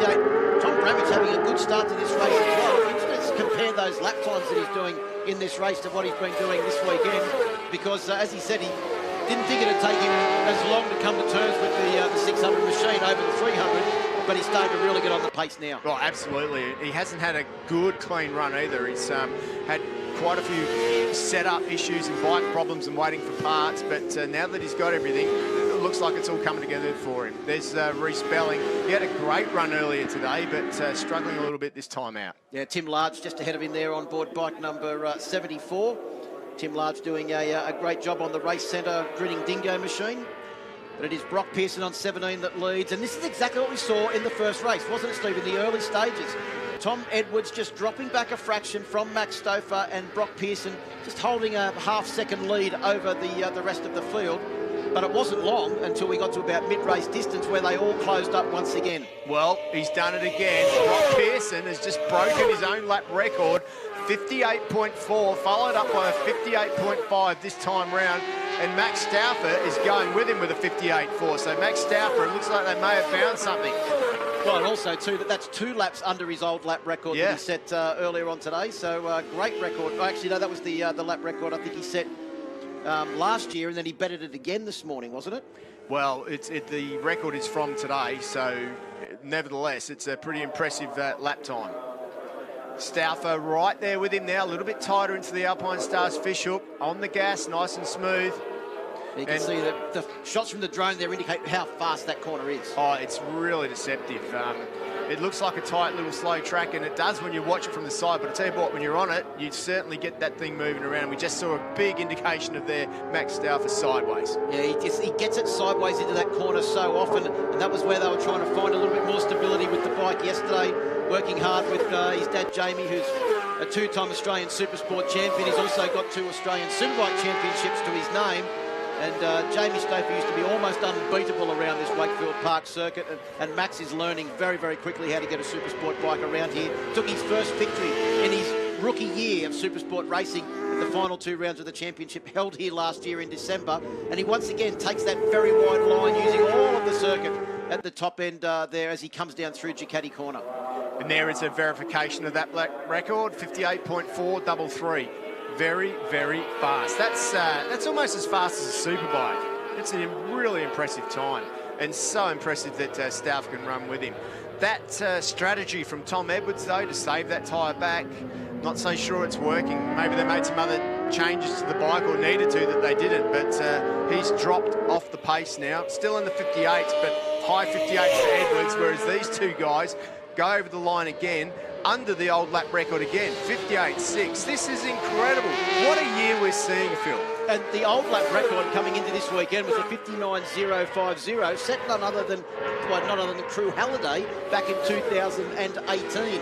So, you know, the pedigree of Crew Halliday is well and truly known to all fans of ASBK, but these guys are doing a great job. Well, absolutely. I mean, Crew is not slow. He's had a superbike pole position at this track, if not a win as well. So round through Alpine Stars, now they come. It is still Brock Pearson, but Max Stauffer is essentially glued to the ducktail of bike number 17. So it is 17 versus 127. Down the back straight now. Look at them get the bikes over those bumps. Both of those bikes look incredibly composed, considering how late they are in there on the brakes, how hard they're pushing it under lap record pace, and very, very deep on the brakes. These guys are riding well. Really, really well. They're riding at world class at the moment. Like, you can just see that they're on the absolute limit everywhere they go. Front sliding, rear sliding, no big movements though. Everything under control at the moment. Remember, Brock Pearson has won 2 of the 3 races in the championship so far this year. Tom Edwards has taken victory in the other race. So it is very, very close at the top of the championship. 96 points to Brock Pearson at the moment, 84 to Tom Edwards. Max Stauffer in 3rd place in the championship, as you can see there in the bottom of your screen. And we'll keep you up to date with the live championship scores as we go along through this race. But at the moment, there's a pretty big gap back from Max in 2nd place to the Bike Biz machine of Tom Edwards in 3rd. You can see it there. Tom Edwards just coming onto the back straight as Brock Pearson's machine and also the GTR Motorstars bike of Max Stauffer make their way into turn 10. You want to know how dedicated number 17 is? He literally gets up at 4 o'clock in the morning to train to do this stuff. These guys are so fit, and Brock, at such a young age, is more than happy to get up at 4 o'clock in the morning to do his training regime. His dad told me he gets home before he gets up to go to work at 6 o'clock in the morning. So pretty impressive stuff, and that just shows the dedication that these front guys have got. Probably one of the older and more experienced competitors in the class this year. Aidan Hayes on board bike number 46. The electrician from Sydney doing a great job. Came into this season, Steve, I'd have to say, looking fitter and more ready to go racing than he has for many, many years. Had a big crash on Friday, literally destroyed one of his motorcycles, but hasn't stopped him. No, he's just got faster and faster as the weekend's gone on. He's sitting in 9th place at the moment with a fastest lap in this race of 60.2 seconds. Yeah, I feel Aidan Hayes has probably had the wind knocked out of his sails a little bit this weekend due to that crash, because he's a guy that can get on the podium nowadays. Let's hope that he can regroup, get his spare bike back up to spec, and next time out be strong as ever. 8 laps down for our race leaders. It is still Brock Pearson that leads by a scant 0.264 of a second over Maxi Stauffer. There's Tom Bramich's mum, not Tom Edwards, Tom Bramich's mum holding out the pit board for bike number 44. Tom Bramich sitting in 7th place at the moment. Yeah, Tom's doing some good times too, 59.9 for him. That's a pretty impressive lap time. And also Scotty Nicholson, he was on the podium at Winton, wasn't he, doing a great job on board bike number 39? There's probably no pressure on him now. If you think of Scotty Nicholson, he raced a 300 for many years. He was a constant winner in that class. Then he moved up into the 600s, but with the BMW team, and there was probably a little bit too much pressure. Pulled out of racing for a while. Now he's back doing his own thing, and he's fast. He's just showing us the speed that he's always had. 9 laps down, 16 laps is the journey, so we're only just gone into the second half of this race, and it is still Brock Pearson that is lapping under the old lap record. His fastest lap in this race, which is a new lap record, the last lap was only half a second slower at a 58.945. Remembering the old lap record, a 59.050. Ryan Sellen coming up the inside of Noel Mann there, quite can't get the Yamaha up the inside.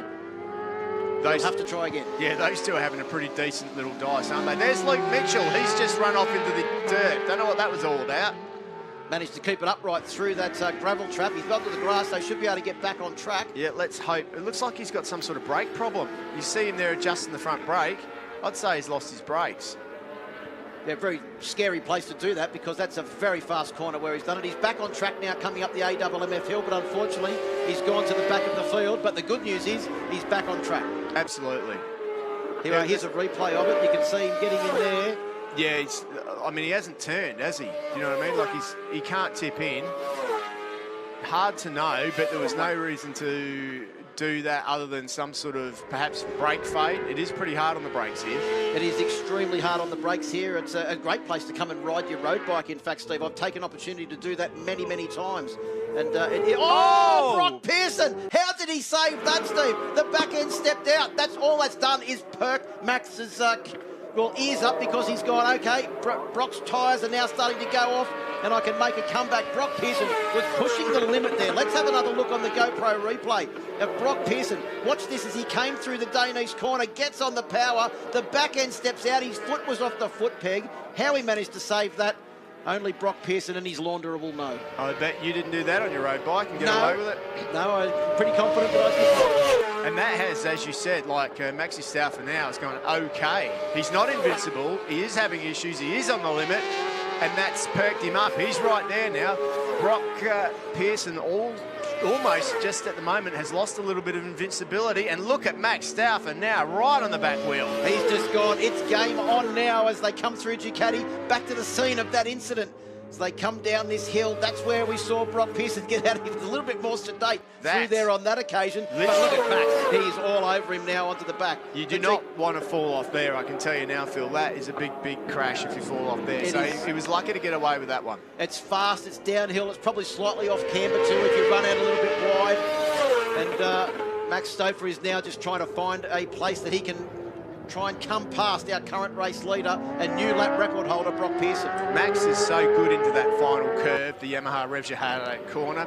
I wouldn't be surprised if that's where he does it. But the thing is that Pearson now's the time to do it because Pearson will be taking 1 or 2 laps to get that confidence back, and then that moment will be out of his mind. Do you know what I mean? If you're going to do it, you've got to get past now. Yeah, he'd be still trying to get his breath back after that moment. Well, you need the confidence, because you go through there again without putting the same load through the tyre, because that's what he's done. He's gone through there and run off the edge of the tyre with too much corner speed. The tyres come round, and now he's got to get the confidence back. 3.5 laps to go. Let's go down to Rihanna. And just to confirm, Steve Martin, you were right on the money there. Luke Mitchell into pit lane, no brakes for his bike. It's a pretty scary moment for him. Yeah, thanks very much, Rihanna. Well picked, Steve. And a very scary moment and not the place to be doing it there through turn 1 and down into Mokel corner. But we're back to the front now. It is still Brock Pearson that leads. The lap times have dropped back into the 59s. They're only back to about the old lap record, Steve. As they come down onto the start-finish straight. There's Aiden Hayes' wife, Gemma, looking on. Here we go, he's through. There goes Max, is through. And how fast did he sweep in there through turn 2? Gets the run up the hill now. Brock Pearson has a look over his shoulder. The good news is that Tom Edwards is 5 seconds behind this lead group. And look at Max. The body language has completely changed. He's pulled the pin. The fuse has been lit. He's just gone straight down the inside there. Left everything on the edge, back down the gearbox. Pearson didn't have an answer for that one, and all of a sudden Max Stauffer has got the confidence. He thought a couple of laps ago it was all over, but now he's sharp, he's up for it. Yep, Aiden Hayes has managed to get ahead of the bike of Scott Nicholson, bike number 39. These two have been pretty much at it since the red light went out at the start of the race. Good result for Aiden Hayes, moving up into 8th position, and some solid championship points there for the man from Northern Sydney. But back to the front, it is Max Stauffer. What's Max been able to uncork on this lap? His last lap was a 59.1. He's just been able to do a 58.775. And that's probably still 0.3 of a second off his fastest lap. His fastest lap was only 3/100ths of a second slower than Brock Pearson's new lap record. Yeah, pretty impressive stuff by that man out front. We know that he's good at this circuit. He's good everywhere, though, now as Max Stauffer. You're just going to remember how new he is to this 600 class. boy, I still remember it wasn't that long ago that he was just starting on the R15s. That would be 4 years ago, made his debut. Oh, no, actually, no, it would be 6 years ago because... seems like yesterday. That's exactly right. And remember that Max Stouffer has also got a front tyre on that did the earlier race today as well. But the team were confident that wouldn't be a problem because the time of the tyre that he used in qualifying yesterday afternoon had done more than 2.5 race distances to get his front row grid time. So they knew that the bike was capable of doing it. They knew the tyres were capable of doing it. As the last lap board goes out for Max Stouffer, his current lead is 0.7 of a second. I think Brock Pearson may have decided that he's just going to set off for second place and continue to lead the championship by 7 points over Tom Edwards as they head to round 3 of the championship. Yeah, absolutely. That's what's going through his head right now. What do I do? Do I risk it or do I get the points? The smart thing is to get the points, but Brock Pearson's young. Getting the points isn't always necessarily what he'll do. And there's a bit of traffic. Ryan Sellen doing a great job there to sit up and let our race leaders go through. I think that Stouffer's just got too much of a lead at the moment. It's looking good for him if he can just hold it together. It's not over yet. He's got to get through this corner. As we've seen, it can all go wrong in a hurry at this track. It looks like Stouffer's got the gap. If he doesn't make a mistake here, he's smooth. He is into the final corner. He wasn't too late. He should get good run out onto the My Bike Motorcycle Insurance front straight to take his second race win at Wakefield Park in only his second year of competition in the Motorsports TV Supersport class. It is Max to the max and Brock Pearson in second position. Tom Edwards should get third place as they come round to complete this race now, and Jack Passfield will take an excellent fourth and Dallas Skier a sensational fifth. Yeah, what a great result for those guys there. And what about that? Max Stouffer, incredible ride. Looked like he couldn't do it. He proved us all wrong. Give that motor a rev. You deserve it, Maxie. They continue to come across the line. Look like Tom Bramich, a good ride from him. He'll take 7th position behind Luke Power. Another 6th place for the young man from Victoria, doing a great job in his first year of racing on the ProWorks Kawasaki ZX6. But congratulations to our race winner, Max Stouffer. 2 race wins at Wakefield Park, and he joins Brock Pearson in this field with 2 race wins here at Wakefield Park. The eventual winning margin, 1.2 seconds. Tom Edwards in third. Little way back, further back than what we would have expected earlier on. Jack Passfield and Dallas Skier came across the line separated by 1/10 of a second. Luke Power in 6th. Bramich, Hayes, Nicholson and Belling, as we mentioned, round out the top 10, Steve. Mitch Kuhn in 11th. That's a good result for him. Timothy Large got across the line. Good to see. Ryan Sellen, Noel Mann and Luke Mitchell didn't finish the race. Let's have a look at the highlights of this 16-lap Motorsports TV Supersport race. They were ready to get their launch off the line. Jack Passfield was just as ready as anybody, got a great launch and was looking to try and find a way past as they come down into the first corner, but no surprise. It was the top 3 all weekend that got away very well at the beginning of the race, with Brock Pearson leading Max Stouffer and Tom Edwards. It pretty much looked like it was going to be a Brock Pearson. A Brock Pearson benefit. Luke Power wasn't thinking that, though. He was doing everything he could, got out of the seat. I'm pretty sure he said more than that as he came up to the top of the circuit and was out of the seat. Brock and Max Stouffer managed to get away from Tom Edwards and started to pull a little bit of a gap over the race winner of the first race of the season, who was sitting in a very comfortable third on board the Bike Biz Yamaha YZF-R6. Brock Pearson looked over his shoulder and all he could see was the GTR Motorstars Yamaha of Max Stouffer. But he dug deep and he looked as smooth as he always did. There's Tommy Edwards with that new front tyre that he'd saved for this time out. Didn't really work for him. Luke Power there, and of course the number 23, Ryan Sellen, Timothy Large and Ryan Sellen, having a good battle. There's Mitch Kuhn and Luke Mitchell also having battles out on track. That's when Luke Mitchell ran out of brakes. The race was won at this point and lost right there. Massive, massive moment for Brock Pearson, who, as we mentioned, probably took a few laps to recover, and that is exactly when Max Stouffer pounced. We noticed his body language had changed. He ran into motor corner turn 2 with so much corner entry speed, and Brock Pearson did not have an answer for Max Stouffer, who lit the track on fire over the last couple of laps. Got the last lap board with a pretty comfortable lead. All he had to do was make sure he got around to the start-finish line again, was comfortable into the final corner, got great drive out onto the start-finish straight, and took his second ever Motorsports TV Supersport race win at Wakefield Park with the eventual winning margin, 1.276 seconds. And Tom Edwards, once again, the top 3, finishing in very close order. But Tom Edwards, he won't be happy with that one. He'll be looking for redemption at the next round.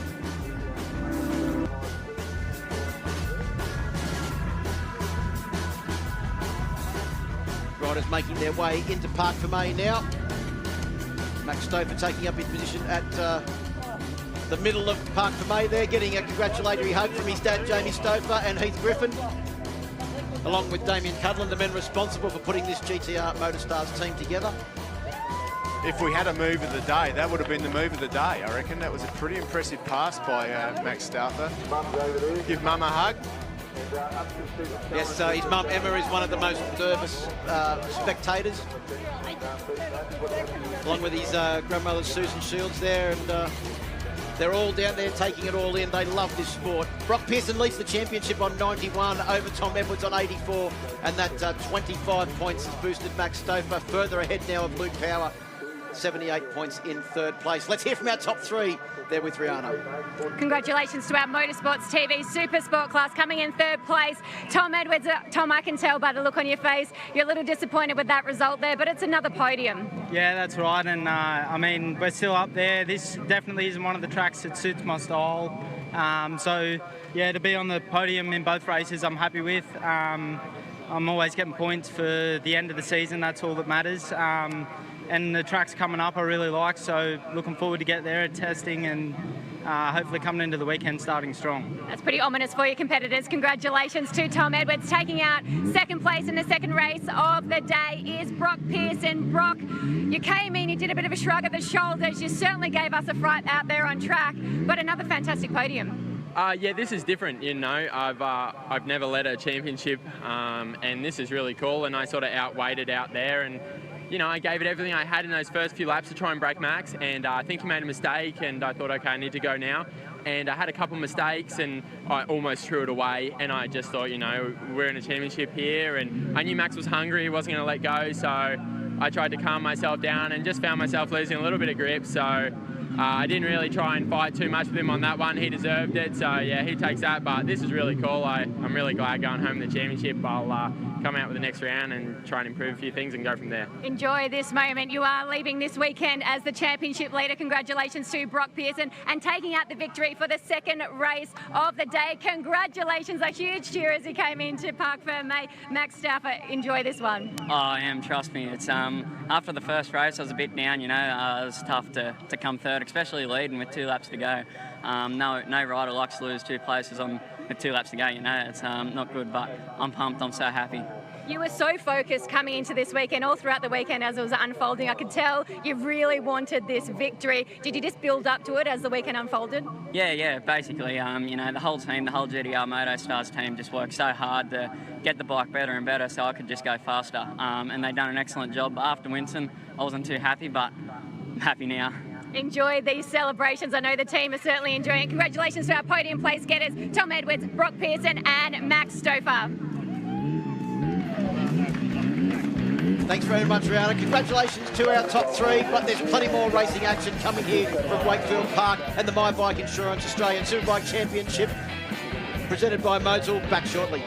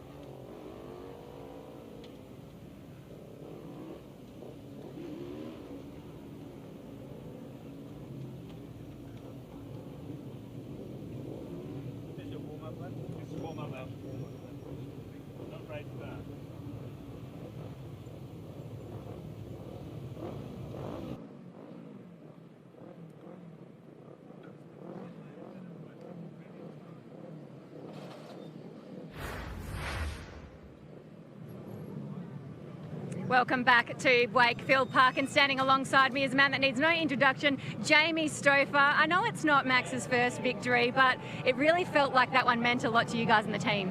Yeah, it did. You know, this weekend was quite challenging for us. We had a few dramas with bikes yesterday afternoon in qualifying and in the first race. So it's we've all been up there working our butts off, and to be honest, I think that's the best I've ever seen Max ride. It was a fantastic race. Those top three guys are definitely setting the bar for Supersport 600s. I like, it's good to see the class. It's a great class. I used to love racing in it, and had a lot of success on the 600, and these guys are starting to lower lap records now a lot, and it's great to see. It's they're only going to better themselves, pushing each other, and hopefully they can keep fighting for the win. The three of them can keep fighting and getting better, and more people get up there too. Congratulations. Enjoy the success this weekend. Jamie Stauffer, thanks so much for your insights. Back to you, Phil. Yeah, thanks very much, Rihanna. Great to hear from Jamie Stauffer. I remember Jamie Stauffer in his heyday was almost unbeatable on a Supersport machine. Took 2 Australian Championships in 2006 and 2008. And these are the next level of riders that are now going to be looking to step up into that Supersport class in the future. In the Supersport 300 class, we have Ben Baker, Angus Grenfell and Zach Johnson starting from row 1. And in second row, we have Xylus Bunting, Cameron Dunker and Brandon Demery. Reese Altrud, Caleb Gilmore and Archie McDonald round out row 3. Row 4, we have Peter Nerlich, Lucas Quinn and James Jacobs, with Jacob Hatch, Jai Russo and Joe Marinello out of row 5. Jonathan Nolis, Glenn Nelson and Brody Goworth, row 6. So riders now taking up their positions on the grid. We are ready for the final race for the Dunlop Supersport 300 class. Race 3 for them this weekend. Baker has been on fire. Can he do it again? Final race for Dunlop Supersport 300. Supersport 300 is go. Big wheelie there from bike number 47 as they try to get off the line. That's not going to help Xylus Bunting as he makes his way down in towards turn 1 for the first time. And Ben Baker has already said sayonara to the rest of the field. Steve Martin with a huge lead as they go through Motul Corner for the first time. He's just got it all going on this weekend. That was a brilliant start from Benny Baker, and he is already on the pace. Look how much he leans off that bike. He is on fire, giving it everything he can. Angus Grenfell, Zach Johnson behind, Cameron Dunker. Has he found form or what? He's up there. He's doing a great job on board the GTR's Motorstars machine. We said in the last class, the Motorsports TV Supersport, how that team's doing a great job bringing riders through the field. And here we have once again a perfect example. One of their young riders is up into second position. Cameron Dunker on board bike number 3. Keep your eye on him. Reese Altrud's up there too in 5th position. That's a great start for him. And the old champion Brandon Demery up there too. Archie McDonald just behind him. Any one of these top 5 or 6 guys can win. But first of all, they've got to beat Ben Baker, who's won everything there is to win so far this weekend. Let's keep our eye on this battle for second. Who can utilise the slipstream?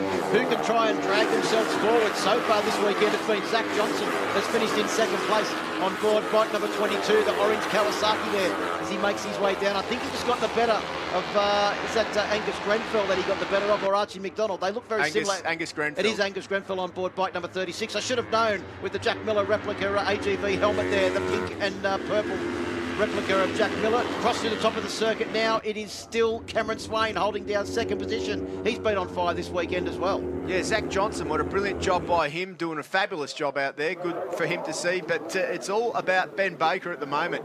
109.9 standing start. That's a pretty impressive standing start time for him.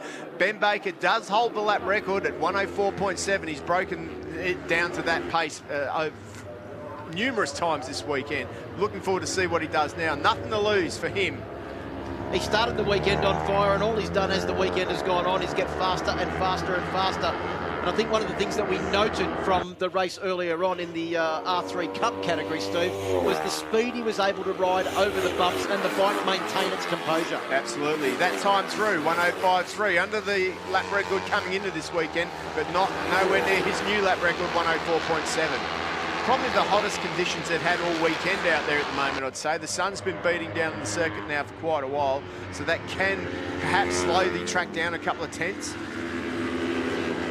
Yeah, the highest track temperature that they'd had so far this weekend was in race number 1 yesterday afternoon with a track temperature of 30.6 degrees. I reckon it would be hotter out there now. Yeah, absolutely. And Zach Johnson just in that second position at the moment with Cameron Dunker right behind him. Just got to take your hat off to Cameron. He's just doing brilliant out there.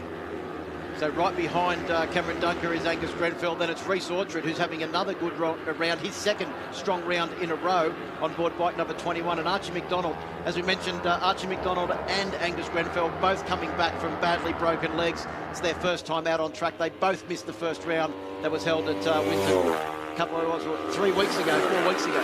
Pro Works rider Xylus Bunting is up there too. He's doing a good job on the Kawasaki 400. And there is your provisional points. If Ben Baker were to win, he'd have 136 points. Zach Johnson, 101. That'd be good for him. And what about Reece Outred moving up into third position? Cameron Dunker, that's a good result for him too. Remember sitting right behind them in the championship score, but not showing there because he's got 76 points, is the man that dominated the first round of this championship. Unfortunately not here this weekend because he's still in quarantine after coming back from the Asia Talent Cup. We speak, of course, of Carter Thompson, who also rides for the GTR Motorstars team. He'll be back on board that bike, similar to the one that Cameron Dunker is riding this weekend at the next round of the championship. I don't want to throw a curveball, but I'm going to. Somebody jumped the start. The start is under investigation, so we'll know very soon who that is. We're unsure who it is at the moment, but if it was Ben Baker, I'm not saying it was, he'd have to win by 10 seconds if he wanted to win the race. He's gone close to doing that in the previous two races. His two race-winning margins, a 7.566 in race number 1 and a 7.577 in race number 2. Well, he might have to have it a real hot go. Boy, these guys are going for it. That's Zach Johnson just diving back under Cameron Dunker. Yeah, Cameron Dunker got back ahead, but Zach Johnson repaid the favour. You can see there those bumps that we saw earlier, not upsetting the bike of Ben Baker, bike number 72, our current race leader, getting the 22 machine of Zach Johnson all out of shape there as he got towards the top of the hill in those very tricky double right-handed corners. Good news, there are no jump starts, so everyone had a perfect start, which is what we like to see. Probably a few sweaty brows were relieved to hear that one as well as the riders make their way round. We're half race distance. Ben Baker's lead is currently sitting at 2.7 seconds. There he is on board bike number 72. We haven't seen a lot of him this weekend because he literally has been riding around by himself, leaving the rest of the field to sort out the minor positions. And Brendan Demery on board bike number 11 is no surprise once again in the battle. Absolutely. And Archie McDonald just in front of him on number 69. So 5 laps down. Fastest lap of the race, a 65.0784. Our race leader, Ben Baker, he did that on the last lap. Angus Grenfell and also Xylus Bunting setting their fastest laps of the race as well on that last lap. Angus Grenfell in 4th and Xylus Bunting in 9th position. Reece Outred there on the number 121 machine. Brilliant young rider. He's making his way forward in this class as well. Very, very talented. Good results last time out. He's on his own private machine this time. So it's good to see him out there. So, that was a big look up the inside there. At the bottom of the Alpine Stars Hill, it was one of those places where the riders like to try and have a go. Looks like Reece Outred's got a little bit of grip problem on the edge of the tyre there. Just see him having a couple of bobbles every now and then on the number 121. There was Brandon Demery having a massive look down the inside. As we come round to complete 6 laps now, the gap for our race leader is out to probably about 3.5 seconds as they go across the start-finish line. 3.7 seconds. Ben Baker took 0.3 of a second out of Zach Johnson in the final sector of this racetrack. He is absolutely flying. He's back down. He's just set the fastest lap of the race at 104.865, getting back down, Steve, close to his new lap record. I think this race for him should be all about finishing and getting maximum points, not setting lap records, but he is young. So let's hope he can hold it together and make that perfect weekend. Number 11, Brandon Demery, I caught up with him in the break, and he literally said that, you know, although he wasn't up there, he was happy. He was competitive with the young guns. Well, that lap from Ben Baker is a 1/10 of a second off his new lap record for this class of 104.780. Well, you know, sometimes riders can catch themselves out by wanting to do stuff. Like, okay, I'm winning the race, I'm going to get the lap record in the last race as well. And then, you know, it just doesn't always work out that way. So let's hope that Ben Baker holds it all together. Hopefully he's got someone on the pit wall telling him to take it easy, finish the race. Angus Grenfell put a big move on Cameron Swain there in turn 10, the Yamaha Reg Hard corner, but Swain used the slipstream to perfection to get back past Angus Grenfell as they came down to turns 1 and 2. Angus has done a great job and got great drive back up the hill and retakes that lead in the battle for 3rd and 4th position. Right behind them in is at the 6th and 7th position is Reese Orchard and Brandon Demery. Archie McDonald's also involved in that battle for 3rd place as well. Yeah, he's been working his way forward. Good to see Archie McDonald. Remember that if you haven't heard, he broke his leg and this is his first meeting back. He had to watch at Winton last time out. He was there in the pits. Didn't look too happy. He looks a lot happier now when he's on his bike. He's behind Angus Grenfell, who also is making his comeback from a broken leg. Yeah, Cameron Dunker and also Archie McDonald looking for their first podiums in the class this weekend. Both of the races so far have been won by Ben Baker in 2nd place, Zach Johnson. Reese Orchard and Angus Grenfell have been on the podium. So can we see another podium place getter in this final race? Angus Grenfell goes down the inside, takes back 3rd position from Cameron Dunker with Archie McDonald. Essentially got hung out to dry there on the outside of the circuit with nowhere to go. The Mad Dog won't be too impressed with that one. Well, I don't think it's over yet. And Cameron dives back up the inside and says, take some of that back. And Archie goes up the inside as well. Doesn't make it through though. He had to get on the brakes there, did Archie McDonald, so he didn't T-bone his good mate Angus Grenfell as they came into Ducati corner. Yeah, they might not be good mates at the end of this one, the way this is panning out. Up the inside, round the outside. And if anything, though, they look like they're actually starting to catch back up to Zach Johnson as well. Yeah, I mean, Zach Johnson's literally perhaps backed off a little bit too much. But, you know, we're near the end of this one, so as they come around, there should be 1 lap to go. Yep, they'll get the last lap board as they come onto the My Bike Motorcycle Insurance start-finish straight on this occasion. The battle for the podium is well and truly on. Cameron Dunker on bike number 3, Angus Grenfell on bike number 36, and Archie McDonald on board bike number 69. There's the last lap board out. 2.2 kilometres of overtaking and fun ahead for these guys. So is that Angus Grenfell's gone back to the back of that 3-bike freight train. He got on the gas very hard. The back end stepped out as he came up the AMMF hill. So it is Dunker still sitting in 3rd, McDonald in 4th, and Grenfell in 5th at the bottom of at the top of the hill.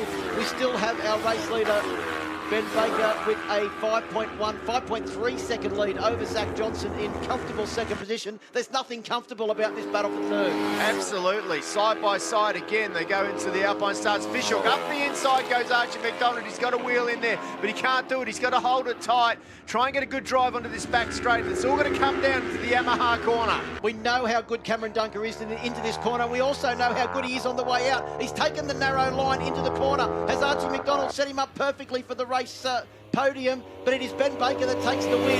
Zach Johnson will take 2nd. Our real interest at the moment, though, is who's going to get 3rd place. As they come to the line, it is Dunker. He's just going to get there. Dunker gets there right on the line. Archie McDonald, I don't think he's too happy about that. And Angus Grenfell will take 5th position.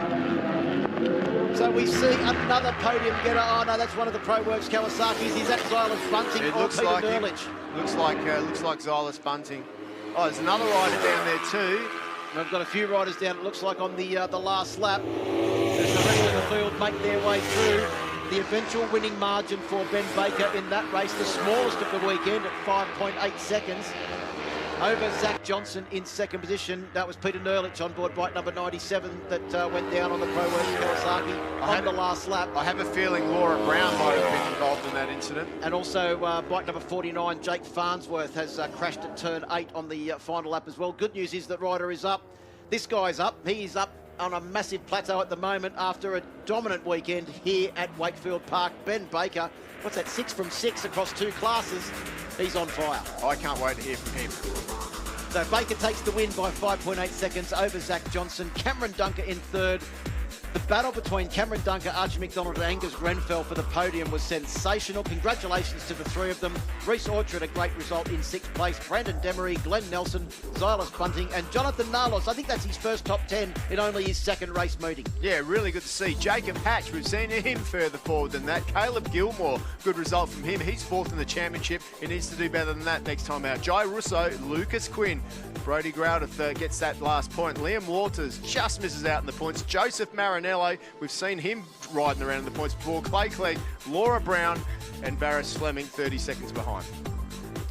Toyo Aksu in 21st position, Lincoln Knight in 22nd, Jamie Port in 23, Henry Snell in 24th, Zach Patendi way back in 25th position, not where we usually associate with Zach Patendi. He must have gone off track. And Samuel Pizzetta right behind him as well. But Ben Baker this weekend has been unbeatable, and his smallest winning margin of the weekend in this class, 5.8 seconds, shows his complete and utter dominance in the Dunlop Supersport 300 class. Yeah. Let's have a look at the highlights from the final race for the Dunlop Supersport 300 class. As you said, the start was under investigation. There was a few people that got untidy starts, but none of them were declared jump starts, Steve. And that's why we like it. We want to see everyone racing for sheep stations, and that's what they do in this class. It was Ben Baker that got a great jump, and he had pulled a 5-bike length lead by the time they got to Dunlop Corner on the first lap. Zach Johnson has finished in 2nd place in all of the races so far this weekend, but he had to work very hard to try and get rid of a very persistent Cameron Dunker on the GTR Motorstars machine, bike number 3. Yeah, it was backwards and forwards at the start of the race between those two guys. Cameron would lead one time, and then it was the other guy. But Reece Alfred had such a fantastic race as well. Brandon Demery was there, but that Cameron Dunker, he never gave up, as did Angus Grenfell. Archie McDonald had to try and find his way past Reece Orchard and then get up to the battle between Cameron Dunker and also Angus Grenfell that had been going hard at it. Took him a couple of laps, but it wasn't long until Archie McDonald was also involved in the battle. There were battles all the way back through the pack. Bike number 63, Clay Clegg, had his hands full with a massive gaggle of riders right behind him, as did the rider on the 222 machine. And then it came down to this battle. With a couple of laps to go, these guys were fighting tooth and nail. Who would it be? This was for the last spot on the podium. Cameron Dunker versus Archie McDonald and Angus Grenfell. Archie had to work his way to get himself in this position. Tried everything we could. Cameron Dunker out front with only about a kilometre to go. Nothing was set. Archie McDonald thought he'd set him up for a move at the final corner as they came down the back straight for the final time, but Cameron Dunker went to the narrow line, got into Yamaha Revshaart corner, got a great drive out of the corner and was able to just hold them off to the line, although Archie McDonald gave it everything he had and came up just very fractionally short. He finished in 4th position with Angus Grenfell in 5th. Our top 3 are with Rihanna. Congratulations to our Dunlop Supersport 300 podium place getters. In 3rd place, Cameron Dunker. Cameron, congratulations on the podium. Talk us through setting up that late move to get yourself on the podium. Yeah, I had an awesome start, and then once Zach got past us, made a few mistakes and just couldn't hang on to the pace. So it was pretty close towards the end. I didn't know who was behind, but just made it stick. I'd like to thank the team, Dr. Mac, Moto Stars, Yamaha, just everyone who helps. Fantastic weekend for you, Cameron Dunker. Congratulations being on the podium and taking out 2nd place. A clean sweep of podiums this weekend. Zach Johnson, congratulations. You were sort of riding out there all alone for a minute. Yeah, it was a good battle at the start with Cameron. I can't thank my team enough, Batubo, Lynchy Garage, my old man, Rebuilder, all the people that put it together this weekend. I can't thank them enough, and my missus for coming and supporting. Congratulations, Zach Johnson, your best weekend of results so far. And Ben Baker taking out the victory once again. Congratulations on the podium. It's been a clean sweep for you. Ben, has this been your best weekend of racing ever? Oh, yeah, by far the best weekend we've ever had. Just a huge thanks to the team, Greg, Bitubo. We got some new suspension. We bolted it in straight away. The bike was on rails. Can't thank them enough. Maxima Oils, Yamaha, YRD, Designed, West Knee Sliders, Shoei Helmets, Alpine Star, everyone else, thank you. Just tell me, are you going away and Wakefield is now your favourite racetrack? Wakefield's always been my favourite racetrack. I've just never been able to string together this many good races. So, yeah, looking forward to the next round. Can't wait to go home and start training and get back out there. Congratulations to all our podium place getters for the Dunlop Supersport 300. Cameron Dunker, Zach Johnson and Ben Baker. Back to you, Phil. Yeah, thanks very much, Rihanna. Congratulations to Ben Baker. It certainly would be his best weekend of racing ever, and if it wasn't his favourite track, it certainly is now. He leads the championship on 136 points over Zach Johnson, who has fired himself up into second place with 101 after his best weekend of ASBK racing. Reece Audred is in third place now. Cameron Dunker is in fourth, and Carter Thompson, as we mentioned, 76 points from a perfect first round. He'll be back very strong at the next round as well. Caleb Gilmore in sixth, Demery in seventh as well, so very tightly packed at the top of the championship. That's not the only MA sanctioned event that's coming up. We've got the AORC also coming up, Steve, and that's pretty hectic action there. You can see very, very rough. The next round is at Kyogle in New South Wales on July 17th and 18th. For more information, aorc.org.au. Of course, the next round of the Pro MX Championship is just down the road at the ACT Motorcycle Club, Fairburn Park in the ACT on the 2nd of May. Not too long to wait to that. More information can be found at auspromx.com.au. Plenty more action coming up here from Wakefield Park. Race 2 for Superbikes coming up next. Three-time Australian Superbike champion. We're here at a scene of a racetrack that's been quite bittersweet to you. Take us back to 2017. Yeah, back at the ASBK round here in 2017, at the time I was riding the Team Yamaha, and it was a mixed session where we knew the rain was coming and I was pushing really hard from the start of the session to get a good time down, and unfortunately I got to the last corner and the track was wet and I was at full speed and still tried to make the corner and ended up having a big high side and came down really hard on my left arm and broke my arm in 2 places, and I was very lucky that I didn't do more damage because of, you know, the way that bone was broken. I had to have a plate and 12 screws put in, so and that was kind of the trigger of a 3-year run where I was injured, and yeah, it was a difficult time. Then we sort of moved forward, and I hate to sort of focus on the crashes and the injuries, but then there was another big accident at the Bend, which also put you out. Yeah, so I had a few big accidents. I had one on a dirt bike where I broke my neck and my collarbone, and I've got a plate and 10 screws in this collarbone here as well. And then at the Bend, there was an accident in front of me that I just couldn't avoid off the start. 2 guys came together in front of me and I was on the outside, and Alex Phillis's bike just went straight underneath my front wheel, and I went straight away. I was over the handlebars and I broke my wrist, and that put me back. It was just continually being put back. And to me, I think, well, actually COVID-19 worked out all right for me because it gave me a chance for my body to heal.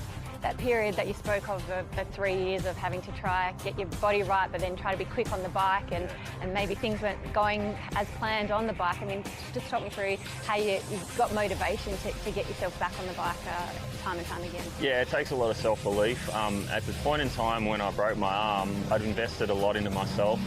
Yeah, like I said, I was riding for Yamaha, but I was going to as many ride days as I could. I was travelling to Phillip Island, and I was spending my own money and making sure that I was prepared the best that I could be. And I know that at that point in time I was clearly, you know, in my mind I was the best rider in the country, and I was going to put together a really good year.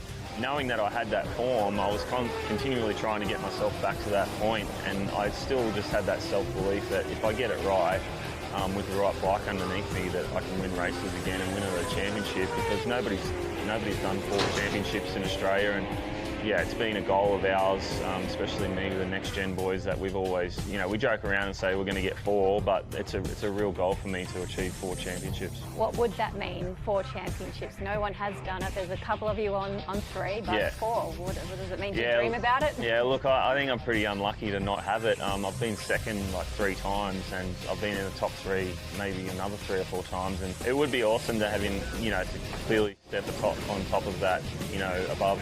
I think there's like 3 or 4 of us that have 3 now, so to separate yourself would be great.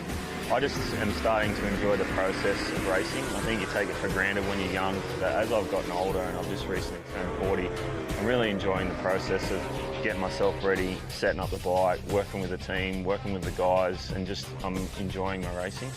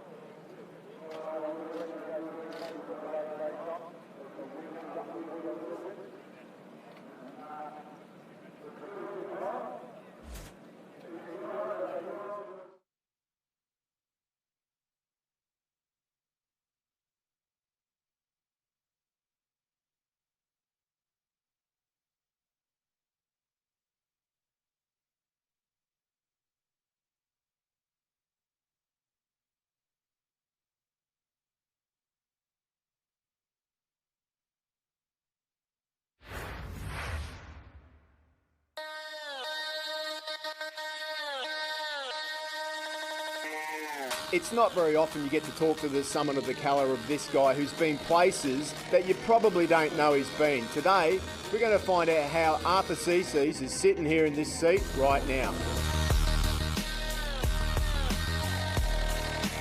Arthur, welcome to Wakefield Park. It's been a long road for you to get here, hasn't it? Yeah, it's a bit different to what I've been, where I've been, but no, it's good. It's good to be in the Australian Superbikes. But you started literally in Speedway when you were a youngster. Yeah, I've always ridden motorbikes since I was a kid, and one of our friends had a Speedway bike, and we went to a race, and I liked it, and my dad bought me a Speedway bike, and yeah, I was pretty good at it. So. Yeah, but to get from Speedway to road racing, there's got to be some sort of story about that, because you didn't just start here in the Australian paddock, you headed overseas, but there's a little bit of a backstory to that. Yeah, I was actually racing the World Speedway Junior Championships in Europe in 2008, and I was too young to race a road bike here in Australia. So I applied for the Rookies Cup on the internet without my dad and mum knowing, because I'd never ridden a road bike before. So hang on, you've applied to race the Red Bull Rookies Cup without your mum and dad knowing. How did that work out? Were they happy with that? I asked them because I saw it in a magazine, and they said you're stupid because you've never ridden a road bike before, and so I didn't listen to them. I applied on the internet, and they emailed us a few months later while I was in Europe for the World Junior Speedway Championship, and they said I got accepted and that I could go to a test in Italy. So my dad said if I finished in the top 3 in the World Junior Championship, he'd take me, and I finished 3rd, so he had to take me. Push forward a few years, and you're riding Yamaha this year in the new Unitec team. A lot of South Australian support. You're a South Australian. What does it mean to you to be here now on this team, especially after the results that you had in Winton? Yeah, I've been in the Aussie, riding a Suzuki for the last few years, and we didn't have much support. But it was okay, but then this year I really needed to, it was either do something good or stop pretty much, because there's no point finishing 10th every meeting, and we got help from Mal Pittman. He got us help from Yamaha, and yeah, so far Winton was quite good, I think. Well, one thing's for sure, keep an eye on this guy, because off the start he's fast, and he's getting faster throughout the races too. Thanks a lot, Arthur. Thank you.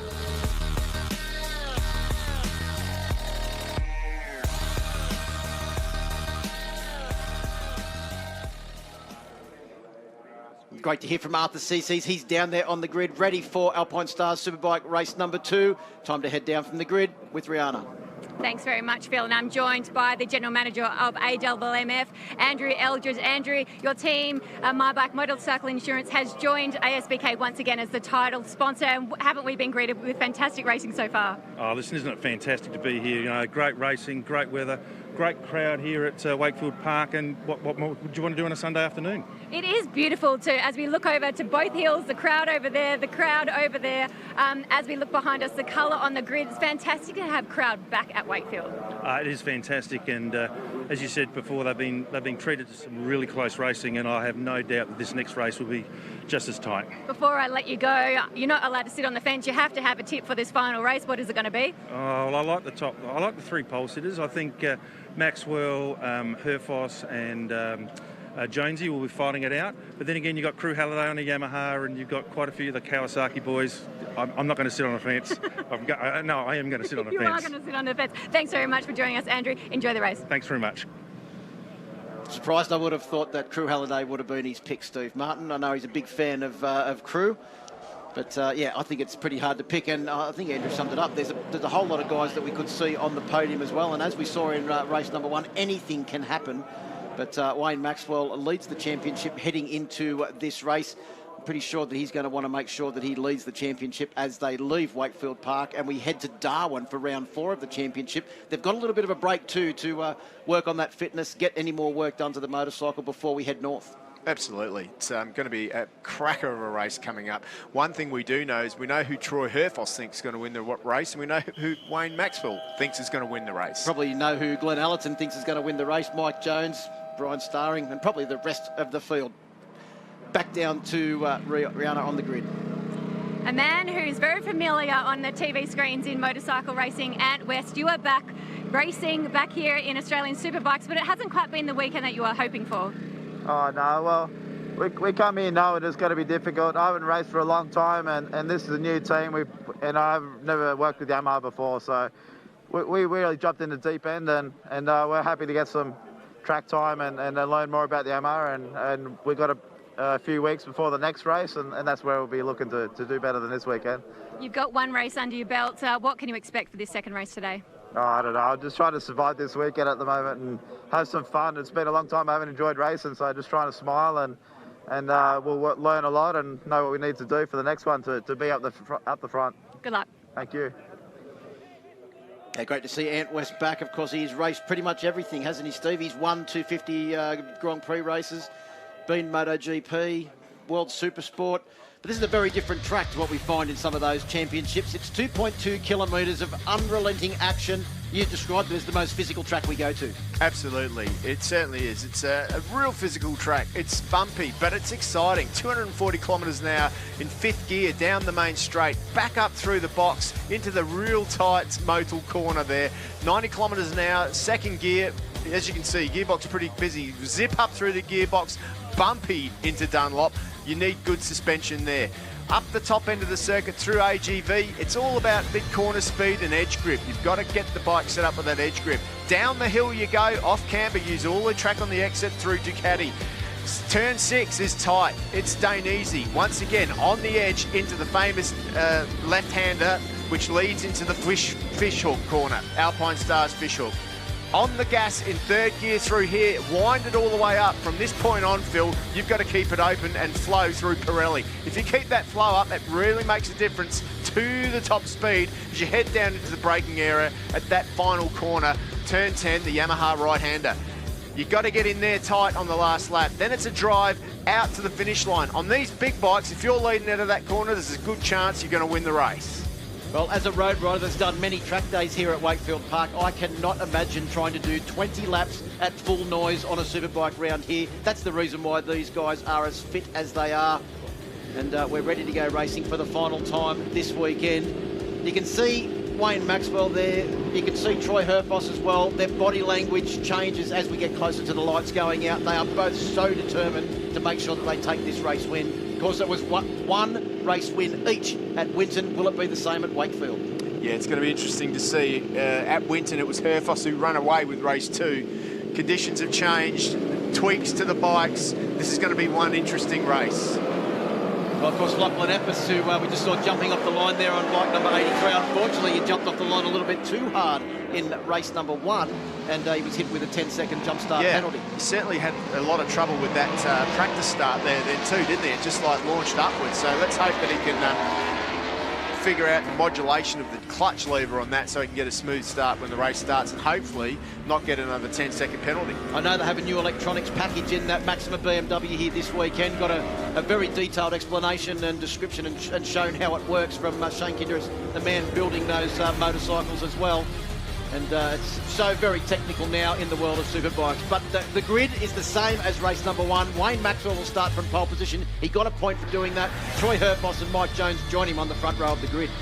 Lachlan Epps, Crew Halliday and Brian Starring in the best spot in second row to keep up with the guys in front. Glenn Allenton, who was the first man into the 56s, will start out of row number 3, along with Ollie Bayliss. Let's hope they've fixed that electrical problem. And Josh Waters, 3-time champion. Row 4 is Arthur Cece's. We've heard a lot from him this weekend. Matty Walters and Jed Metcher. Row 5 will be Mark Kyoto, Luke Johnson and Ant West, 2 young hard chargers and a very experienced campaigner. Aaron Morris is out. Yanni Shaw is there on that row. Let's hope that Brendan McIntyre can get back out there too. Final rows is row 7, Michael Edwards, Phil Chai and Nathan Spiteri, who's been riding very well this weekend. Sash 7 and Hamish McMurray round out the field. We are ready to go racing. Well, the war of Wakefield is about to come to a conclusion. Who will take victory? Wayne Maxwell's won one battle. Who will win the second battle and take victory overall? Alpine Stars Superbikes are ready to go racing for the final time.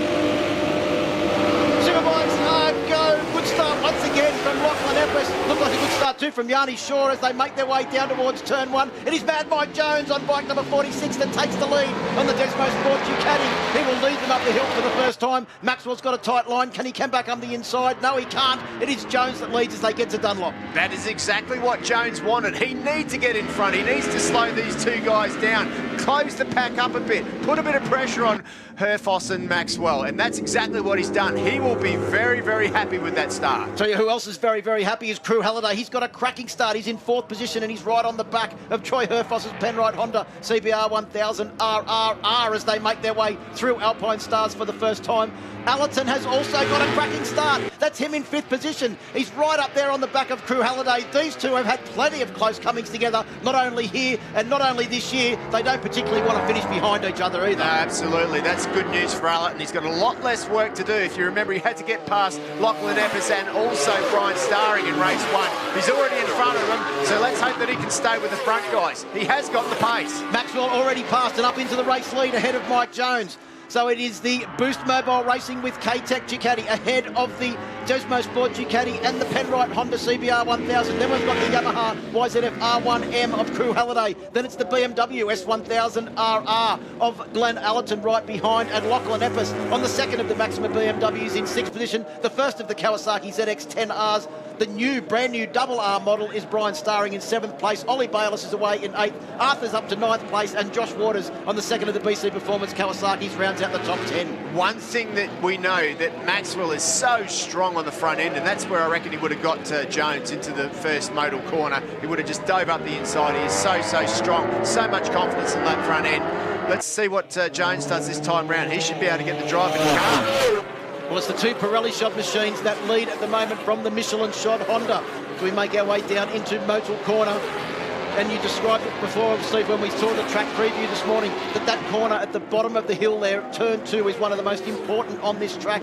And we're getting towards the area where Wayne Maxwell and Troy Herfoss go to their favourite overtaking manoeuvres late and deep on the brakes at the bottom of Alpine Stars. But it's a bit early in the race, as you said at Winton, if you start showing everybody all of your cards. Well, right here, right now, with a bit of a buffer, I think that Maxwell's going to go for it. He's going to push the pace and try and keep Jones between himself and Herfoss. Herfoss there in 3rd spot will be looking for a wave past at any second. Looks up the inside now. He can't do it. Jones is too good on the brakes. I was going to say, do you think Herfoss will take a lap or two to wait? I don't think he's going to wait at all. He looks like he's desperate to try and get past Mike Jones. It's a little bit different tyre strategy as well. Of course, the Michelin tyre, it takes 2 or 3 laps to get going, if you know what I mean. Like, if you push it too hard, there is a chance that, you might make a mistake. So I think that Herfoss is, in a bit of a hard spot at the moment. If he can hang there, he will.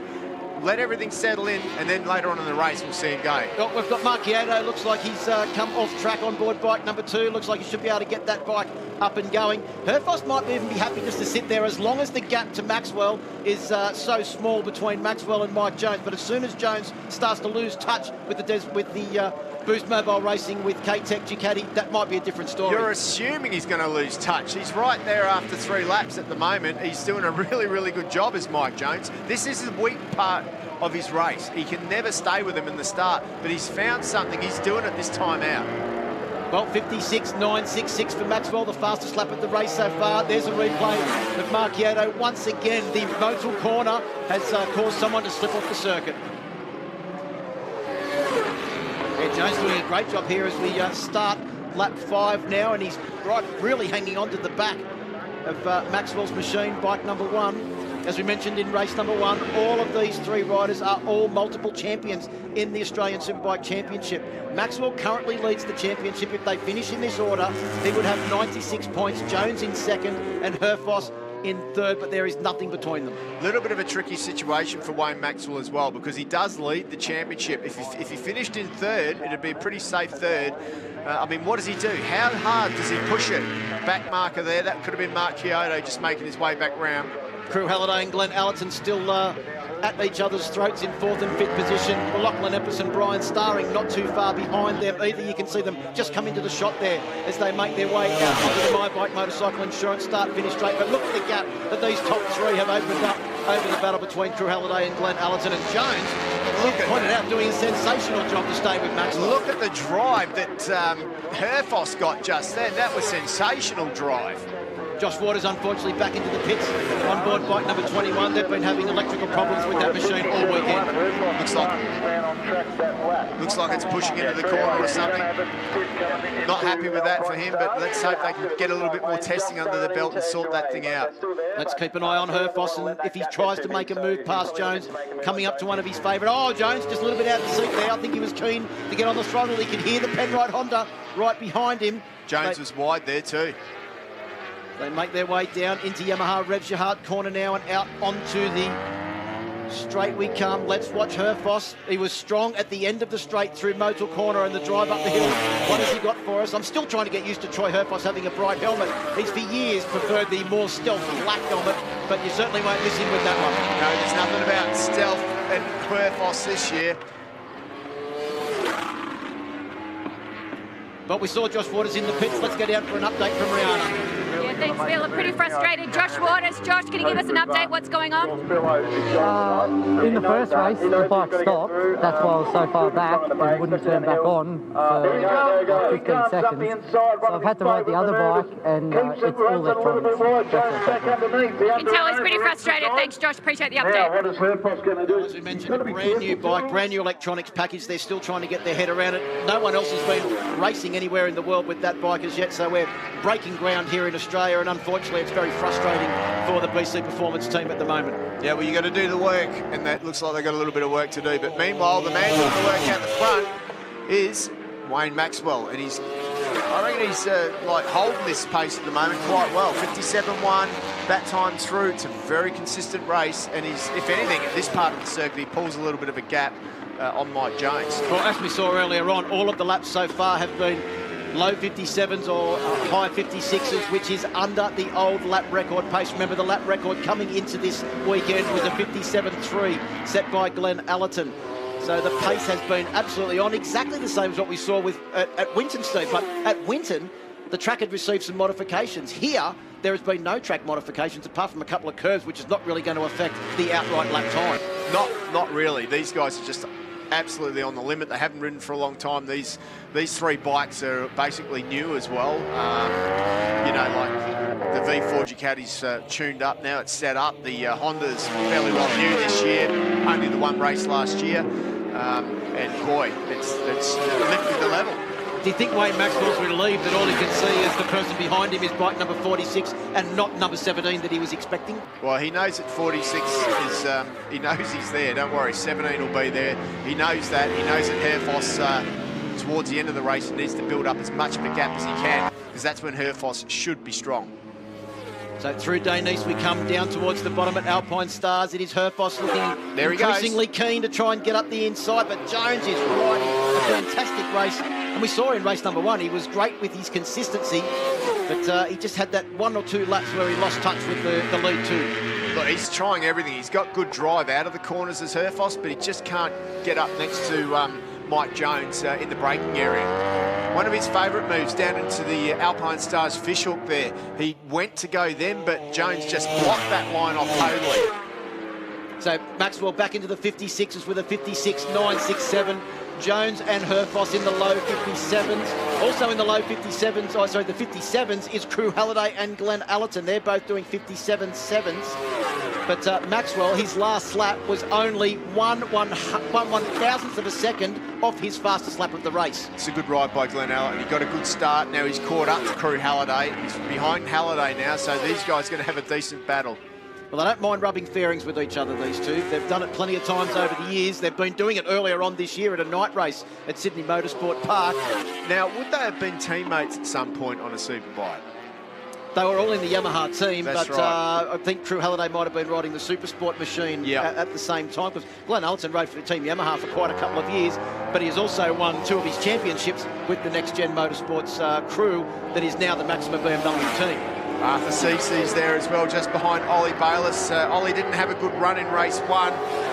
Probably not, he won't be happy with where he is at the moment in 8th position, but it's always difficult when you don't get that race one under your belt, if you know what I mean, because you don't have those laps, whereas all these other guys have gone, oh yeah, if I change this, it'll be faster in race 2. And we'll also be going into unknown territory because race 1 was stopped at about lap 15. So once we get into the last 5 laps, no one's actually going to know how their bike's going to start behaving and how their tyres will be working. A lot of the guys have done a lot of long runs in practice, and we've had a test here as well.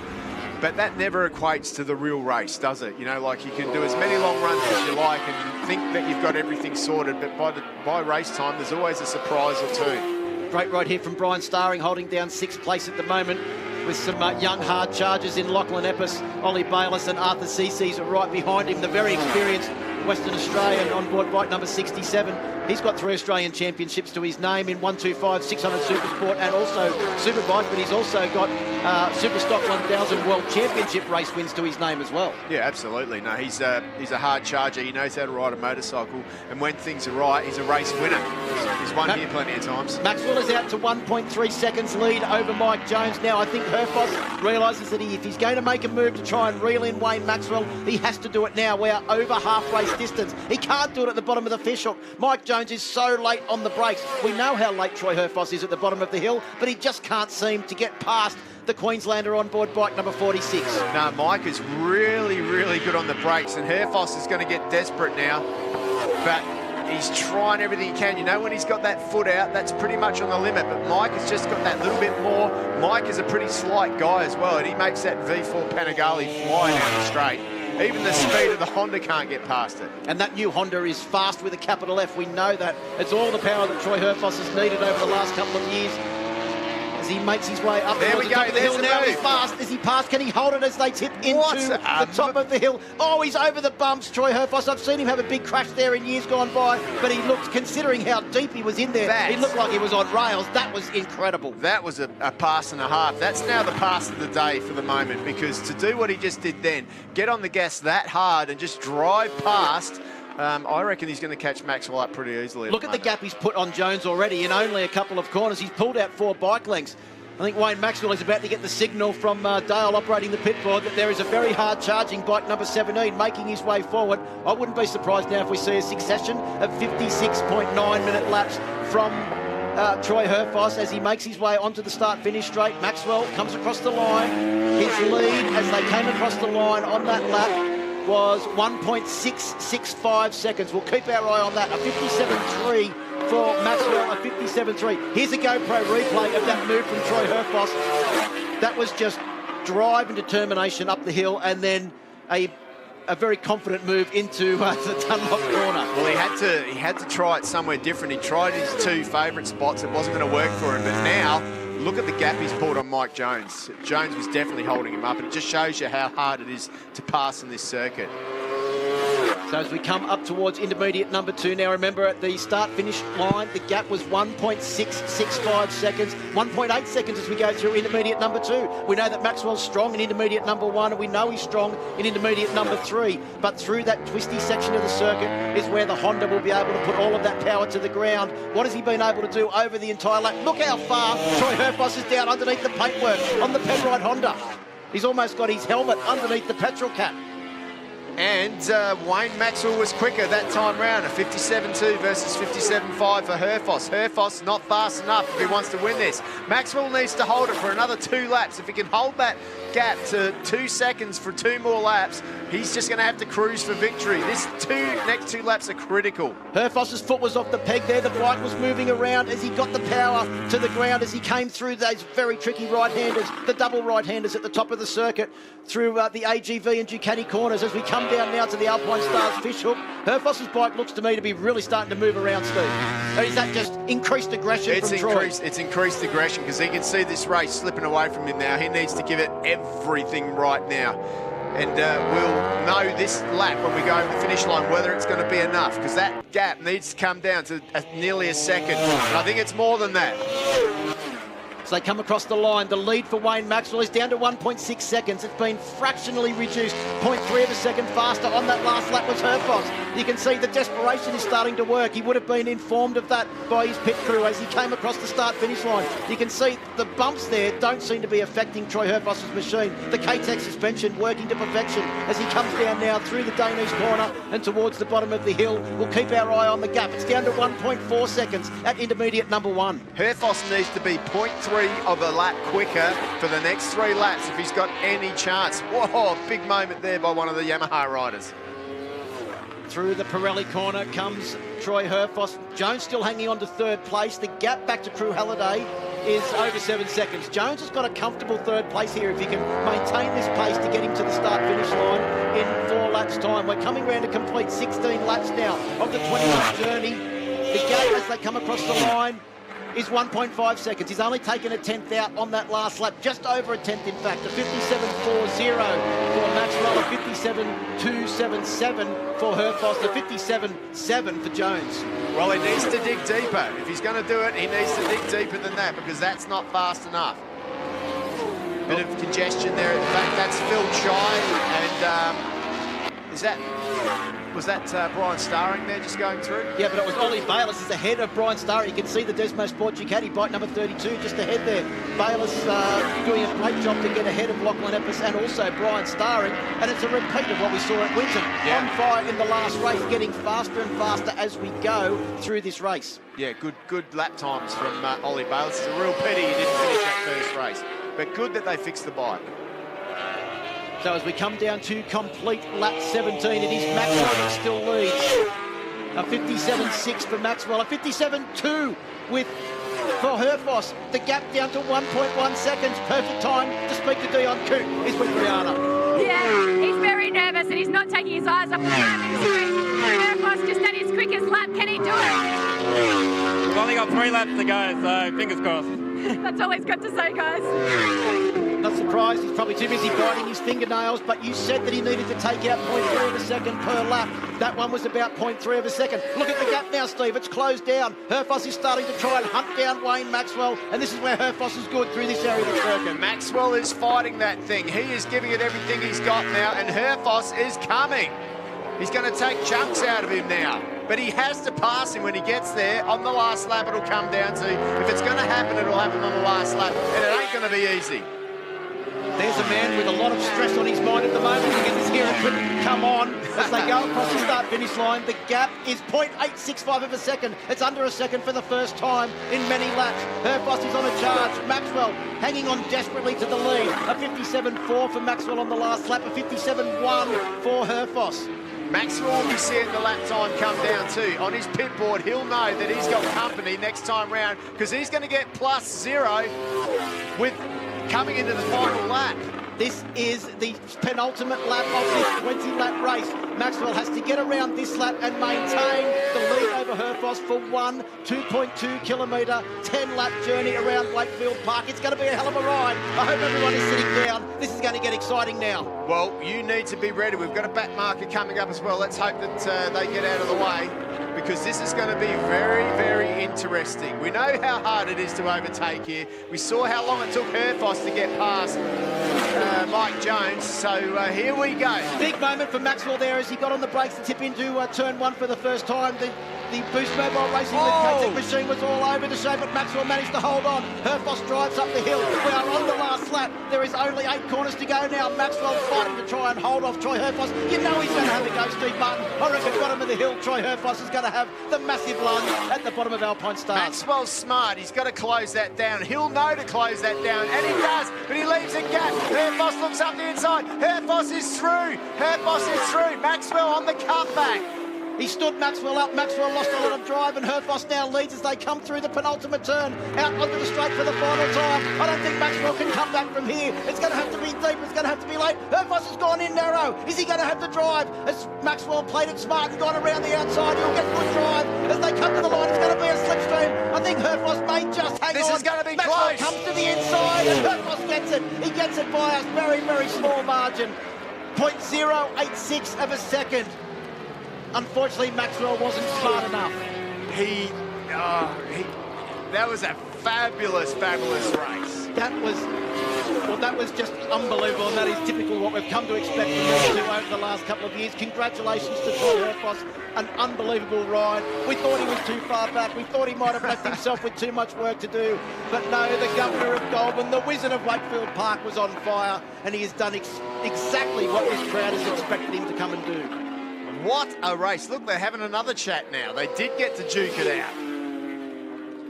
Well, congratulations to those two. Congratulations to Mike Jones as well. A sensational ride in third position, and he'll take solid championship points. Wayne Maxwell will go away knowing that he was the fastest rider on track, but over race distance, he unfortunately just came up 0.086 of a second short, but he will take the round victory, his second round victory of a row. That is special. Stopping on the track to have a chat. That's mutual respect. Absolute mutual respect. Either one of those could have won that. And we've seen it time and time again. It's one apiece for the last two meetings now. But Herfoss had to earn that. Had to earn it? He had to earn it. That's the hardest earn I've ever seen, Steve. That was incredible. That was back to Mike Jones earning his championship in 2019 over Herfoss at Sydney Motorsport Park. It was exactly the same intensity, and Herfoss once again has proven that he is never going to give up. And we said it was at the bottom of Alpine Stars that he'd be having a go. He proved us right. It's his favourite place to put an overtaking manoeuvre on, and it was an absolute pearler. Yeah, I mean, if you could change one thing, Maxwell, if he'd have cut that line off on the final lap, perhaps that wouldn't have happened. I don't know, but there's just too many ifs and buts, and, you know, I'm not on the bike. But look at him there. He's out with the crowd on the dirt. He is happy. Well, half of Goulburn's come out to see Troy Herfoss win a race here this weekend, and they will not go home disappointed because their favourite son has done a great job. He may live on the Gold Coast now, but he will always have a very big part here in Goulburn. I mean, you saw what he did on the final corner. Herfoss, he left no stone unturned. He said, right, bang, he made it obvious. He closed the line. He left no gap. And he won the race. Well, congratulations to Troy Herfoss and the Penrite Honda team. Congratulations to Dion and Paul Free, Colzo, all of the crew. They've done a sensational job this weekend, as has Craig and Adrian and all the guys at Boost Mobile Racing with K-Tech. They've also done a sensational job, and that's the reason why we have such great racing here in ASBK. Two great teams, two great warriors, and a fitting spectacle for the final race of the day. Well, Maxwell should be the round winner in all reality because he got the extra point, so we're brilliant. How important is that extra point for pole position? That's two round wins, as I said, for Wayne Maxwell and the team. So, a very, very exciting conclusion to the racing here at Wakefield Park. Troy Herfoss gets the congratulations from GG. Been working on the Hondas for many, many years, and been working with Troy for many, many years as well. Gives the Honda a bit of a pat as he makes his way down the Park for May, getting the thumbs up of approval from his dad there in pit lane as well. And a big crowd here to celebrate Troy Herfoss's win.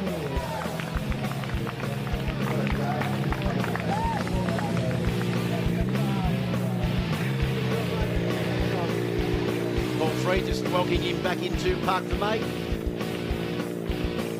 Because it was Paul Free that gave Troy Herfoss the start in Team Honda many, many years ago when he came in to fill in for Josh Hook, who was out injured, and he's been part of that team ever since.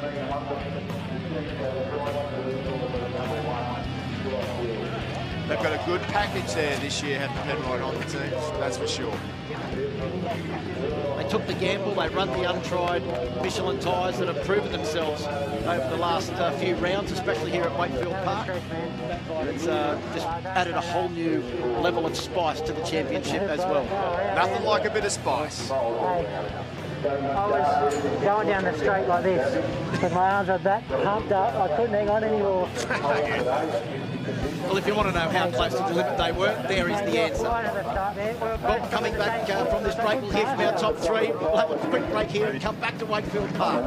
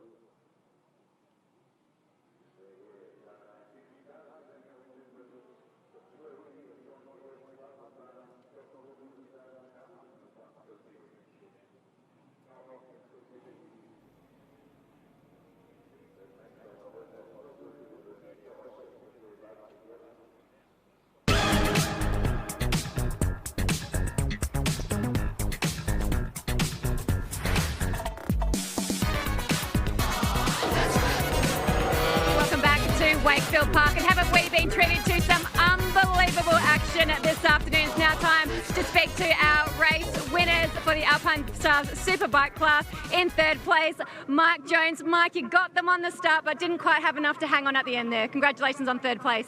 Yeah, thanks very much. The start was incredible. You know, obviously to come from third position and lead into the first turn there was fantastic. But yeah, I mean, I really tried my best to, once Wayne went past me, try my best to hang on onto him. But felt for me it became a little bit more difficult as the race went on, and obviously Troy got past me there as well. And big congrats to him, because that was an unbelievable ride for him to come across to the win. So big congrats to him. But special thanks to the Desmo Sport Ducati team. We've worked at 100% all weekend, and yeah, got to be very happy to finish on the podium. Congratulations, 2 podiums for you this weekend, Mike Jones, and taking out second place. There are not enough words to describe the battles between him and Troy Herfoss at the moment. Congratulations, Wayne Maxwell.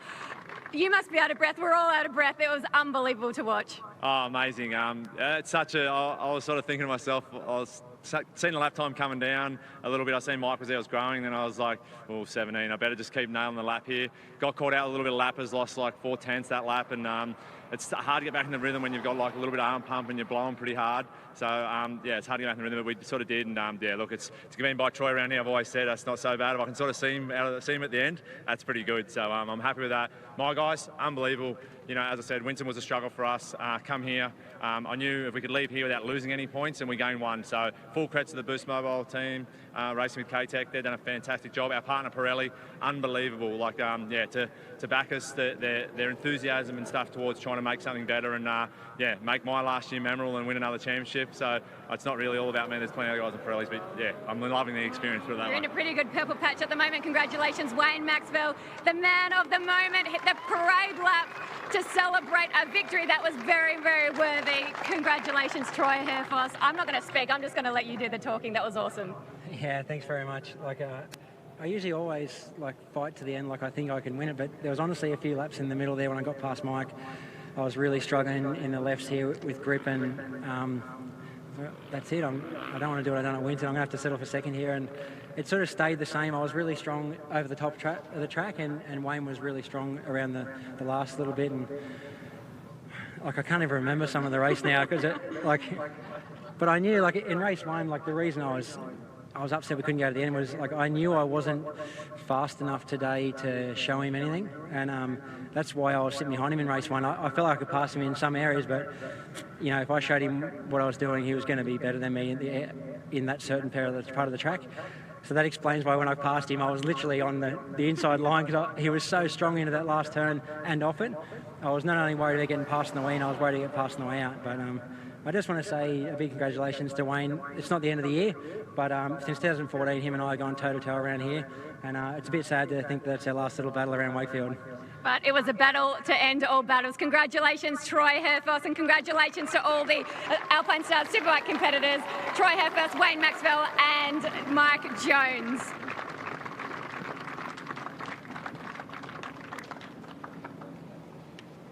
Thanks very much, Fiona. Great to hear from those three, and what great words from both Wayne Maxwell and Troy Herfoss. But this ride from Troy Herfoss was just absolutely unbelievable. We thought that he may have waited too long to get past Mike Jones. He left himself with a lot of work to do.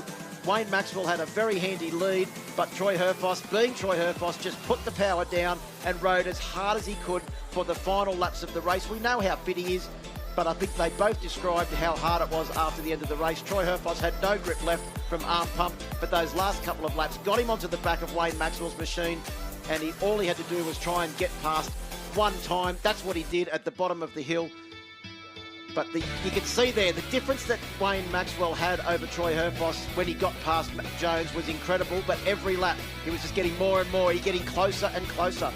They came down through the Motul corner, the drive up the hill here, and he found himself right in a position to make a pass on Maxwell. As they came across the top of the hill, he was right in position. As they got down to Alpine Stars, he went to the inside in his favourite overtaking manoeuvre. He stood Maxwell up, held him up. He didn't have any drive out of the corner, and then he went in very narrow at the last corner. We thought Maxwell may have been able to use the slipstream and get past, but Herfoss got the Honda out of the final corner and across the start-finish line, down the My Bike Motorcycle Insurance start-finish straight to take a 0.086 of a second win over Wayne Maxwell. I think you can see there the mutual respect between these two, and I agree, it is very sad that that is the last time we get to see these two mighty warriors go to war at Wakefield. So congratulations to Troy Herfoss, Penrite Honda, all of the team, Michelin. They've done a great job here this weekend, but Wayne Maxwell will take the round win and maintain the championship lead. In fact, he's increased it by 1 point this weekend. He now leads by 10 points over Troy Herfoss, 91 to 81. Mike Jones in a solid third place on 74. Crew Halliday in fourth on 65. Incidentally, he's also his racing number. Glenn Allerton, 64 in fifth place. Brian Starring in sixth. Metzer, Arthur CC's Ollie Baylors, and Matt Walters on the Rover Coaches Kawasaki Connection. Kawasaki ZX10 round out the top 10. The MA calendar events, plenty coming up. The Australian Junior and Senior Speedway Sidecar Championships, the 23rd and 24th of April, not long to wait. Olympic Park Speedway in Mildura in Victoria. Then it's the Penrite Pro MX Championship presented by AMX Superstores. Round 2, the 2nd of May at the ACT Motorcycle Club, just down the road, Fairburn Park in ACT. For more information, ma.org.au. Down to Rihanna. Thanks very much, Phil. Steve Martin, do you have a voice? Do you have any words left after that? My only word, and I don't even know if it is a word, is incredibleness. Because everything about today was just fantastic and unbelievable. We've seen some incredible racing. We've seen some brilliant performances. We've seen in every race somebody that you didn't think could win won. Yeah, and just the times that these guys are setting. Plus, we've had crowd here, which is absolutely fantastic. We've had beautiful weather. Everything has just been absolutely spectacular. And our next event, we go north. We head up to Darwin. I'm really looking forward to that, Steve. I bet you are too. Well, I'm going to pack me bathers, so you know, that'll be scary. But I am really looking forward to getting up there with the V8 supercars, and it's going to be a spectacular show.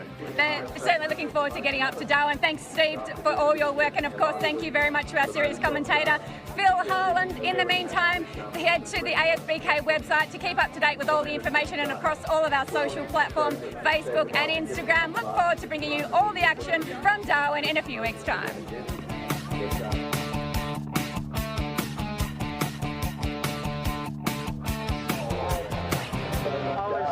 Going down the straight line.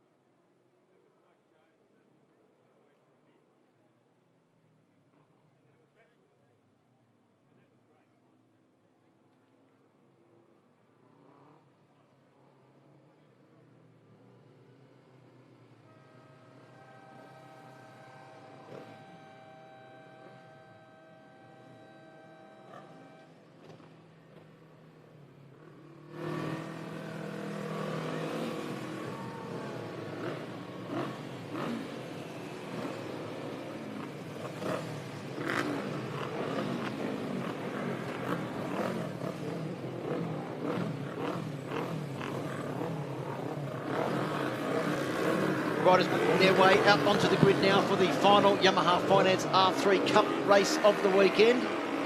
And, well, after that Superbike race, Steve Martin, let's just say that they've got a fair bit to live up to. That was one of the best Superbike races that I've seen for quite some time. Well, we haven't had a bad race this weekend yet, Phil. Every race that happens, we say the same thing. So that Superbike race was incredible, but I'm really looking forward to this this event that's coming up, the Yamaha Finance R3 Cup. It always is spectacular, great racing. Of course, Benny Baker is in it. Will he win again? Well, he's been 3 from 3 in Supersport 300, 2 from 2 in R3 Cup this weekend. So he's probably, if you're a betting man, you'd probably be wanting putting your money on him. Not that I think you'd be getting that good at odds. Not by now, no, because he is on fire this weekend. Incredible riding, great display. Probably the most dominant of all of the riders in the classes this weekend. So, you know, if there was ever a weekend as he flashes past our screen, the number 72, that you could say this is the best weekend I've ever had, it could be this one for that young man. Up to this point in his life, of course, because I'm sure he's going to go into bigger and greater things. So riders are coming round to take up their positions on the grid. They should have one more sighting or warm-up lap to prepare their bikes for battle. The second last race on today's program. Coming up after this race, we will have the final race for the Horsell Consulting sidecars. That will be over 8 laps. The good news is we've seen a lot of these riders already this weekend competing in the Supersport 300 category. Yeah, everyone's got a lot of laps under their belt at the moment, haven't they? So they'll be knowing exactly what their bikes are going to be doing for the journey. Although track temperature's probably just starting to cool down a fraction now from what we've seen earlier on today. Brisk. Yes, that describes Ben Baker this weekend. Well, not really. Should have very in front of it because he's been very brisk. There's Archie McDonald, got himself in a good spot on the grid. Yep, he was a challenger for Ben Baker yesterday afternoon. So make their way on this warm-up lap.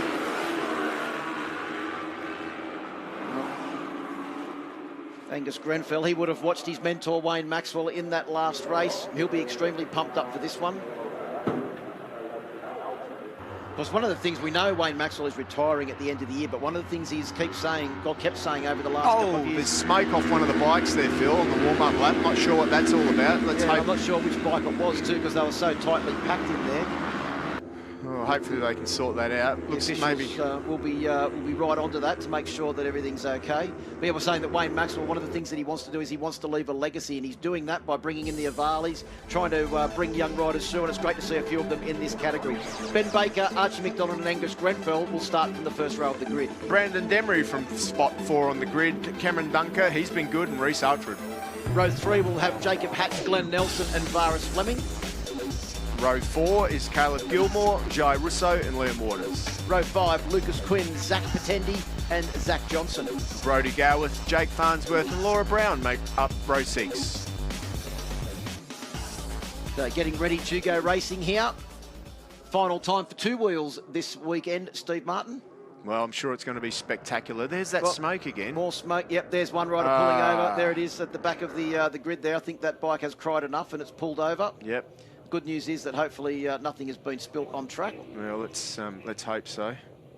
So, of course, the R3 Cup proudly brought to you by Yamaha Finance. Really, really good class. So glad that Yamaha are behind this R3 Cup. Oh, you can't leave your bike there, mate. You have to move it off the track. Looks like it's still smoking as well. I'll have to put that bike to take it backwards and get it back into pit lane. Yeah, there'll be a little bit of confusion now as to what's going to happen because they won't be able to start the race, I wouldn't imagine, with that bike sitting there unless they're confident they're going to be able to get it off in time. Well, it looks like the red flag is at the front of the grid ready to go, so the marshals are going to have to work very hard to get that bike. There we go. Once again, great time to say thank you to the volunteer marshals that have done a sensational job here this weekend, Steve. Yep. They've been incredibly busy, but they've, as always, done a sensational job with getting the track cleared after incidents and making sure that it's safe to go racing. Here we go. You can just see now a bit of frustration coming in. The riders going, what's going on? They don't know what the issue is, but that bike has now been safely moved off. The marshals just making their way back to position, and we should be ready for a race start. Right, red flag at the front of the grid. Yamaha Finance R3 Cup final race for them this weekend, round 3. Oh, there we go. Now we've got an issue. We've got an issue. That was Angus Grenfell. I think he'd stalled the machine. Yep, he's got the bike started again, ready to go racing now. Red flag comes back on. Talk about tension. Well, the thing is, have the tyres cooled down? Ready to go racing, Yamaha Finance R3 Cup. R3 Cup is go. Looks like a pretty good start there for Ben Baker as well on board bike number 72. Our pole man has got off to a cracking start once again. So they come down into turn 2 for the first time. It is McDonald, Grenfell, and then I think in third place you'll find it's Cameron Dunker on board bike number 3. Yeah, what another brilliant start. Has he not led into the first corner, Ben Baker? He's just been sensational all weekend. He really has got the starts nailed on that thing. Just looking back through the field to see where Reece Autry is, because he's been riding incredibly well this weekend. There he is on the all-yellow machine, bike number 121. Probably didn't get as good a start as what he got in some of the earlier races. Jacob Hatch, Varis Fleming and Liam Waters round out that top 10. Demery, no surprise to see him in there as well. He'd be an expert at starting these bikes. Oh, it certainly would. He's had quite a few races in his time. But, you know, he's just happy to be there. He might not be winning this weekend, but he's competitive. And that's what it's all about. If you can have a good time and be competitive. But it is Archie McDonald that wants to be more than competitive. Did he make it up the inside? And he's dove up the inside of Benny Baker. He did, and he did exactly the same thing in the race yesterday afternoon as well to take the lead momentarily. But he's had to pull back into the slipstream now of Baker as they come down into turn 2, the motor corner for the second time. It is Cameron Dunker that tries to go up the inside. He couldn't quite put the slam dunk move on them, Steve, but I think he might be a bit of a pest to these two guys because he's getting away with them at the front of the field. Right behind them is Angus Grenfell. These three have had some very close racing all weekend. The good news is that they're right on the back of Ben Baker's very rapid and brisk number 72 machine, which no one has done really this weekend. No, absolutely. It's just a matter of now whether they can hang in there, just try and learn the lines, try and learn where it is that he's faster. Is it entering the corner, the mid-corner? You can learn a lot from sitting behind a rider like Ben Baker, and that's what they've done. Start is under investigation again, Phil. These guys, they push it to the limit, don't they? They do, and it's not the first time we've seen that this weekend. I think the last race was exactly the same with Archie McDonald. Look at the front end bouncing up and down as he once again dives up the inside. He gets in front of Ben Baker, but how he gets in there so deep and so late is what causes him to be a fraction slower as he comes out onto the straight. And Baker just blasts on past. It was almost like Archie McDonald missed a gear on the Pro GP racing machine. No, he must have missed a gear there because that was incredible. He hasn't lost any distance to the riders behind though. Well, we'll have to wait and see. Archie McDonald in second position. He seems to have Ben Baker's measure in the braking area, but I'll tell you what, I wouldn't be showing Ben Baker that too many times. I'd be saving it for the last lap. Because I don't think anyone's going to be able to pull away from him. I think what Archie's trying to do is he's trying to slow him down at the beginning of the race to make sure that everyone can try and stay with him. And he's got to set himself up to try and do this again because this is the area where he seems to be able to crawl back in a bit of the distance between himself and Ben Baker on board the 72 machine. Brendan Demery now all over the back of bike number 36 of Angus Grenfell. And he's also bringing Glenn Nelson as well on board bike number 39, who's going incredibly well since he jumped up from the Blue Crew Oceania Junior Cup. Oh, Angus is very wide. Look at Demery. Brendan Demery says, just follow me, young fellas. I'll take you forward. Yeah, I'll show you how it's done.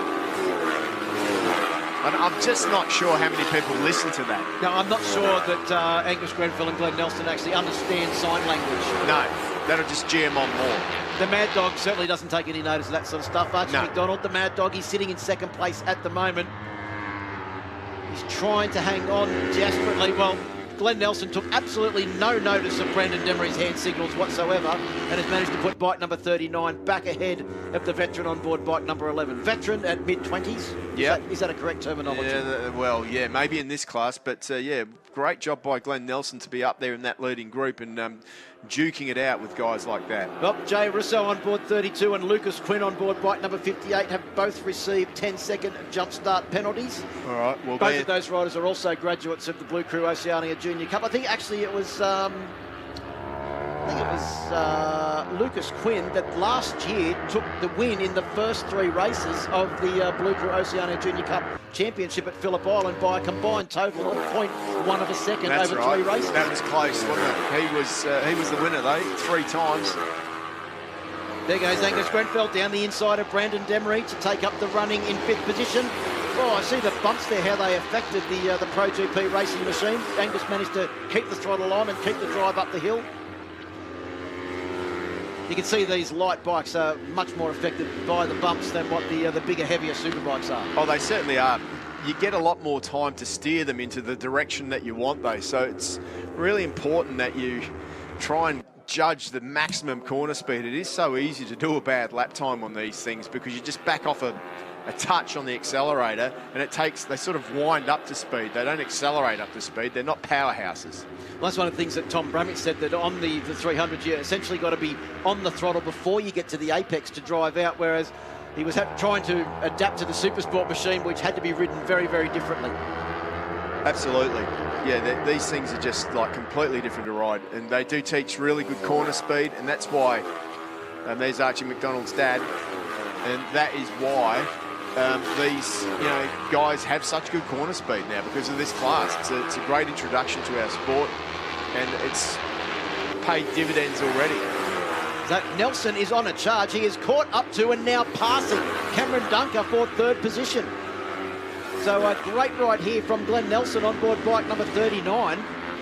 What a way to finish the day for him if he can take that last place on the podium. He's going to have a couple of very desperate men right behind him, including Cameron Dunker, who won't want to be off the podium. He's already experienced it a couple of times this weekend. He wants to make sure he's back there for the final race of the day. Absolutely. Well, oh, bit of a moment there. Nice big gaggle of riders here at the moment. Yeah, Brodie Gorwith on board bike number 25 in the middle of that. He's having a big lunge up the inside. I think that was Brodie Gorwith on 25 that made that big move there. He pulled it off too. Good move. I think that was for 13th position, that overtaking manoeuvre. That's Lucas Quinn on board bike number 58, the man that we just mentioned that took victory in the Blue Crew Oceania Junior Cup at Phillip Island last year. 3 incredibly close victories. Here comes Dunker back down the inside. That's back up into 3rd place for the rider on board bike number 3. And the GTR Motorstars Yamaha R3, they've had a sensational weekend this weekend, haven't they? They certainly have, haven't they? Young Dunker's doing well. Maxi Stauffer, what a ride he had. Yeah, it's just been a special weekend, really. It's not over yet, though, Phil. That's right, and of course they've still got Carter Thompson to come back for the next rounds of the championship as we start the run home in the second half of the year.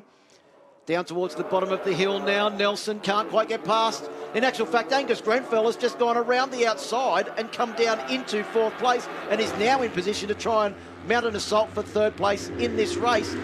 He'll try and go up the inside. He's got great drive through the Pirelli corner, Steve. Can he use his Pirellis to advantage? Down into the final corner he can. He takes up the running in 3rd place. Dunker back to 4th and Nelson back to 5th. Well, he's run wide though. That's probably going to knock some of his speed off as they head into the final lap now. It's going to be interesting to see how they play it. Remember, it's going to be a bit of a guessing game as to how you enter that last corner. Oh, Grenfell, I thought he was going to lose another place there, but he's managed to actually take one back. Reece Outram had a bit of a moment there too. So Reece has done an incredible job to hang on to these two. He's going through the pack. He's got up the inside of Brandon Demery, the most experienced man in the field. Come on, you can do this, Reece. Says this is how you do it. Towards the top of the circuit now, they're through Ducati for the final time and down the hill towards Alpine Stars. Will Angus Grenfell have the last lap lunge at the bottom of the hill? Well, you can be sure Glenn Nelson's going to have a go. He looks up the inside, can't do it there. There he goes. Oh, he goes to the outside. He goes back to the inside. He can't find his way through. Cameron Dunker closes the line off. So it is Dunker still leading through Pirelli for the final time. Grenfell's going to have to do it at the final corner, and then he's going to have to keep it on track. He didn't manage to do that last time. Dunker's all the way to the inside of the circuit. Here comes Demery down the inside. He's got up the inside of Nelson. Benny Baker's going to take the race win comfortably once again by 2.7 seconds. Archie McDonald will take 2nd, but who is going to take 3rd place? I think it's Dunker's going to do it again. across the line to take another third place. Angus Grenfell has to settle for fourth. Brandon Demery in fifth. Nelson in sixth. Reece Orchard in seventh. What a ride. What a battle between those riders. There was, Steve Martin, 0.3 of a second as they came across the line from third to seventh place. No, it's incredible stuff. What a race. Zach Pettendy there did a good job too. Got himself a top 12. Clay Clegg in 11th is good to see. Liam Walters in 10th. Jacob Hatch in 9th. Oh, Jacob normally goes better than that, yeah? Yeah, he's had a rough weekend, I think, this weekend. They've had some mechanical woes, but he'll come back stronger at the next round of the championship. But once again, Ben Baker, fastest lap of the race, a 104.802. No one else got into the 104s in that race. Ben Baker, the combination of his bike, his love of Wakefield Park and the new suspension components in that machine have resulted in him taking 6 victories from 6 starts across 2 classes for complete and utter dominance at Wakefield Park this weekend. It's been a lonely weekend for him, hasn't it? It has. He pretty much hasn't seen very many people apart from the first lap of the race. Or he saw Archie McDonald a couple of times. He's seen the podium a few times. He's seen the podium quite a few times. But only the one spot. He'll know his way there. There he goes. He's getting a little bit of encouragement from... that was Joe Marinello giving him a little bit of encouragement. Well, who else would it be? Who else would it be? Joe Marinello? He had a good ride last time out at Winton too. So the final Yamaha Finance R3 Cup race of the weekend results in the same result. Ben Baker victory, Archie McDonald in second and Cameron Dunker in third. Benny Baker, I think we mentioned it, but he's working out of the next-gen BMW team's garage this weekend. Just saw Lachlan Epps, Superbike rider Lachlan Epps there. Yep, Jake Skate comes in to congratulate his charge after an extremely good ride. I think Archie McDonald, even though he didn't take a race win, would have to be happy with his performance over this weekend. He's been fast and he's been consistent and he's coming back from badly broken leg. Absolutely. It was only 3 or 4 weeks ago that he was still in a cast. What an unbelievable ride. There's Brock Parks in there as well to congratulate Ben Baker. Yeah, Parksy, good to have him here as a bit of a stalwart this weekend. Well, let's have a look at the highlights, Steve. The first couple of laps were extremely exciting. There was a few riders that got a too good a start. Lucas Quinn was one of them. But Ben Baker, there was nothing wrong with his start. He got a good run down towards the start, or down towards the first corners. But it was Archie McDonald that was desperate in the first couple of laps to hang on, and he did a great job of that. There was plenty of overtaking. Glenn Nelson, he was also on a charge on board bike number 39. Yeah, what a great ride by Glenn Nelson. He was doing super out there, doing the best job that he could. But he was dicing around with Cameron Dunker, and of course Angus Grenfell was there too. The usual suspects back and forward through every corner. Nelson, once again, good drive out of that corner, and then at that point it was Angus Grenfell on the dirt. Probably not the quickest line, but that didn't slow him down too much. Now, it put him back a little bit, though, and it meant that he had to come from further back on the last lap. He was on the back of Cameron Dunker as they came across the top of the hill. Glenn Nelson was there, and the more that they battled, they got Reece Orchard back into the game. But Dunker was able to get through the final corner and hold everyone out to the line, but no one could get near this man. Ben Baker took the race win by another considerable margin. I think it was his worst of the weekend at only 3.1 seconds. Well, you've only got to win by a photo finish to win, so whatever it is, 3 seconds, 3.1 seconds, boy oh boy, what a ride by young Ben Baker. Archie McDonald in second place and Cameron Dunker in third, as he gets congratulations there from Joe Marinello as he makes his way down to pit lane. The top 3 have made their way to Parc Fermé. They're with Rihanna. Congratulations to our podium place getters for the Yamaha Finance R3 Cup. Taking out third position, Cameron Dunker. You've been on the podium, I think, in every race so far this weekend. Congratulations. I want to know, what did Brock Park just say to you as you came into Parc Fermé? I honestly don't know. Made a pretty good start again and just tried to stick with Archie and Ben, but just didn't have the pace. It was a pretty good weekend. Good to finish the weekend on a high note. I'd just like to thank the whole team, Dr. Mac, Yamaha, MotoStars, Damien, just everyone. Thank you. You've had a fantastic weekend, Cameron. Congratulations on taking out second place. Archie McDonald. Archie, coming into this weekend, you missed Winton with that broken leg injury. You've done a fantastic job so far this weekend. How is the leg holding up? yeah, it was unfortunate with my injury, but it's good to be back on the leg. You know, everyone's putting in it. It was a tough race. You know, Benny did a lot, but yeah, he's got way more experience than me, and he knew what I was doing and knew what was coming. But yeah, I'd just like to thank everyone. Pro GP, they didn't give up on me. You know, they let me come back and race again. Irma overseas, I hope he's doing all right. And yeah, thanks to all my, like Recondo and putting all these Italian sponsors. I can't pronounce them, but yeah, thanks so much. And yeah, it's a good weekend. We'll forgive you for the pronunciations. Congratulations, Archie McDonald, and taking out another victory. That's 6 victories for Ben Baker this weekend. Absolutely wiped the floor. Congratulations, Ben. Thank you. Yeah, this is an awesome weekend, as good as it gets, I guess. Just a huge thanks to Yamaha, YRD, Stuart and Janice Winton, John Chiodo from Monza Imports, Alpine Star, Shoei Helmets, Design, West Sliders, SCK Excavations, UTech, Greg Eppes, Lockhart Eppes, and can't wait for Morgan Park. I think you must practice those sponsors. Well done, Ben Baker. Go home, have a big sleep. Congratulations to our Yamaha Finance R3 Cup podium place getters, Cameron Duncan, Archie McDonald, and Ben Baker. Back to you, Phil. Thanks very much, Rihanna. Plenty more coming up here at Wakefield Park. We've got three-wheeled action to round out the day. The Horsell Consulting Sidecars up next.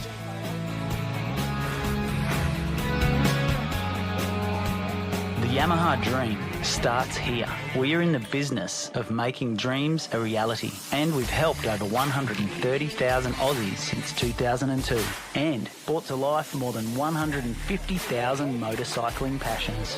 At YMF, we're all about keeping it simple. Online, on the phone, or have a chat with your local Yamaha dealer today. The time is now. Make your dream a reality with Yamaha Motor Finance.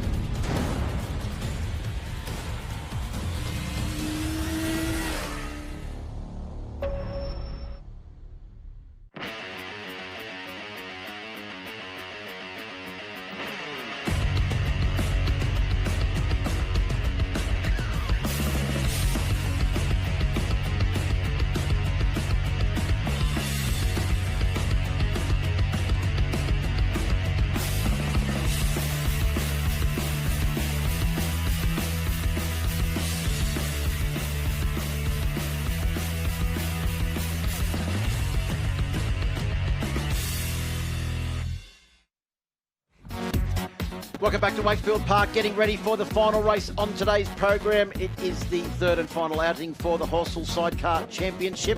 Round 2 of the championship. The first round dominated in dry conditions by the reigning champions, Corey and DJ Turner. They've done nothing to change the way things are going here this weekend. We're ready to go racing. Horsell Sidecars. Sidecars are go. Good start from the outside of the grid there from Pat Clancy and Steve Bonney on the F2 machine, and they will lead down in towards turn 1 for the first time. Of course, a mixture of F1 and F2 machines here today, Steve Martin. An F2 machine is probably a lot easier to handle around the tight, tricky and bumpy Wakefield Park circuit than an F1 machine. But look at Corey Turner. He's a gun on a superbike and he's a gun on a sidecar as well. That's why he's wearing number 1. He's the reigning champion. Yeah, absolutely. I'll tell you what, though, I was surprised that Corey got blown off the line. I know that he had some gearbox problems earlier in the weekend. They actually qualified in using only third gear. So, I don't know, I haven't heard, but maybe they've been using only third gear the whole weekend. It's going to be interesting to see. I mean, the way that Clancy and Bonney just outdrove them on the 600 off the line was incredible. That qualifying lap was a 105.1 in third gear. Under the lap record, yeah, I think it was. If not, it was close to the lap record. Yes, the previous best was a 105.30 by Howard Ford and Lee Menzies. We've got a spinner.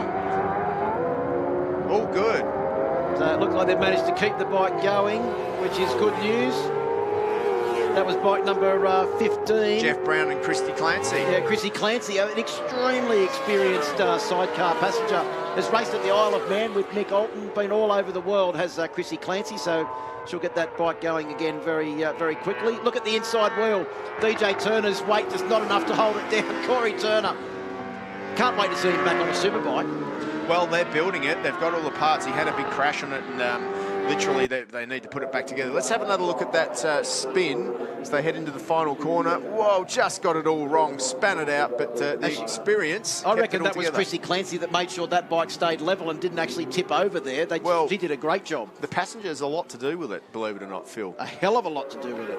And having an experienced campaigner like Chrissy Clancy is also very good. I know I'm known for my two-wheeled adventures, but I have ridden the odd sidecar.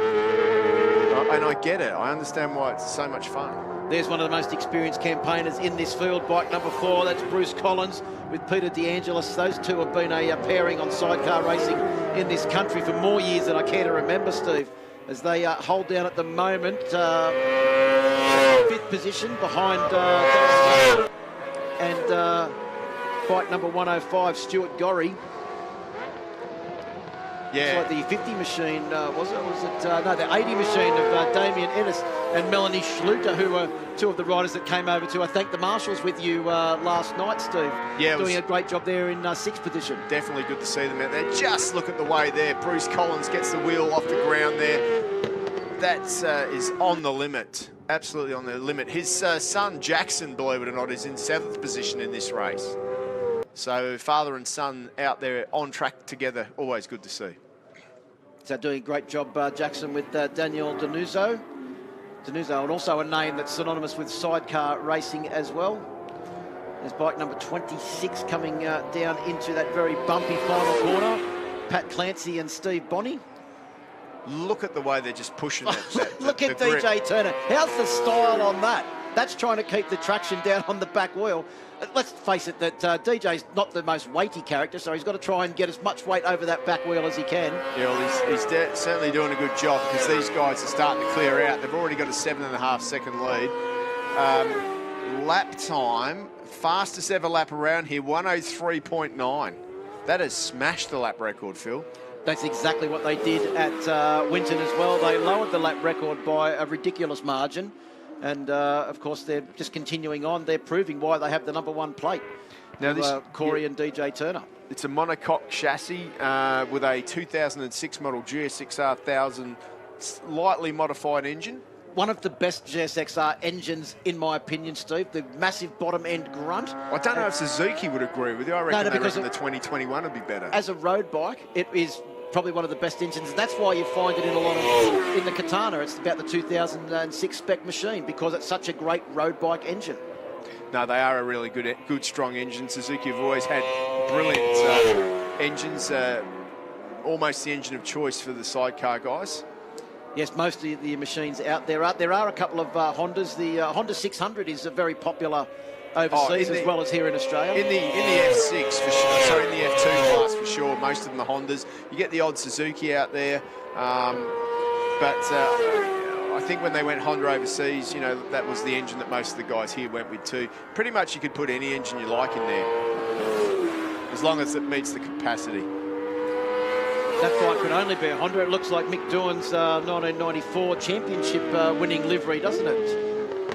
Bike Absolutely. number 16 of Daryl Rayner. Yeah, Rayner and Warren on that machine. There's 16, Rayner and Warren just coming through with that that livery that you just mentioned.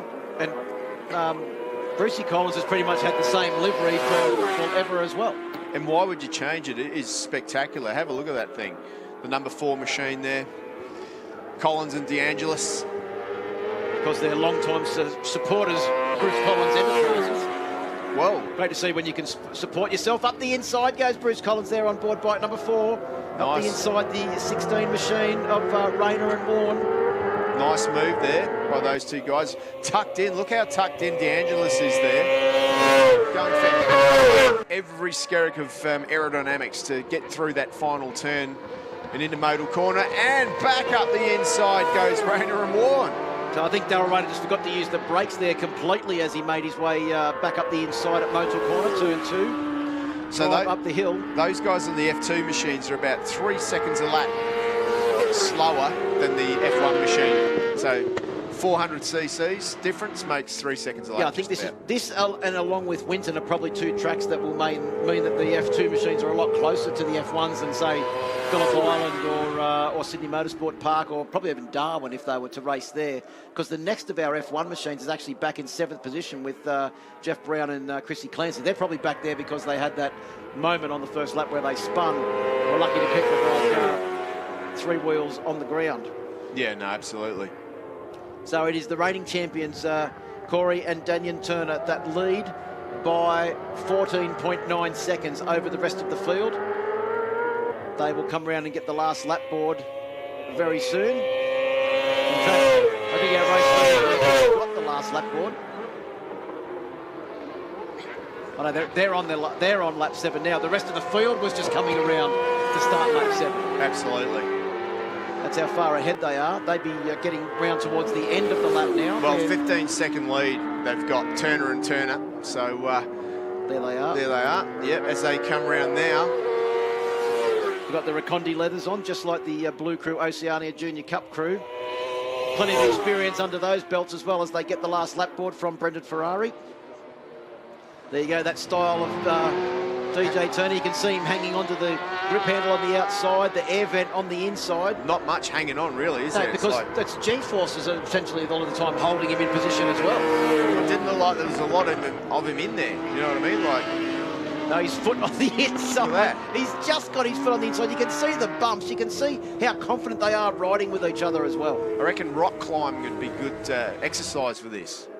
Because you do not want to let go in rock climbing, and you do not want to let go in this. And it's all about the grip in your fingers. Yep. And being scared. And I reckon sidecar passengers probably are a little bit scared, because that's part of the fun. Corey Turner just had a look over his shoulder.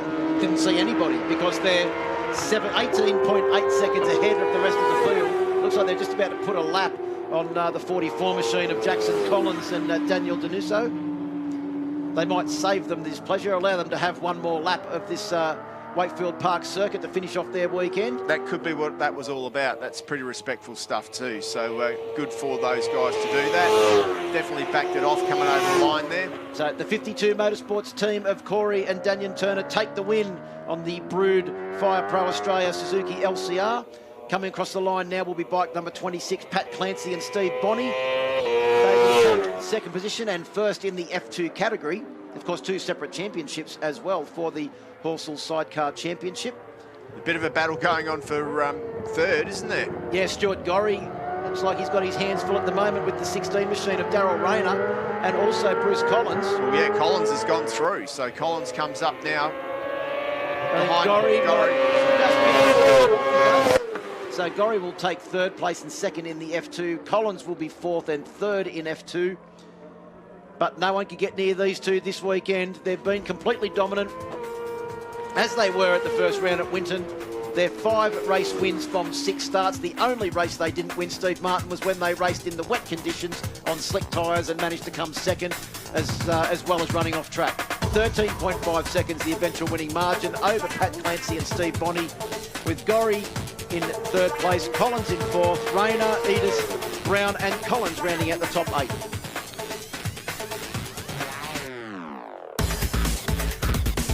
Well, it's been a good day, Phil. It certainly has. The crowd just starting to make their way out of Wakefield Park now after a massive day of racing action. Huge crowd in here at the Nations Spectator Circuit. All the staff at Wakefield Park have put on a great facility for us to race at this weekend.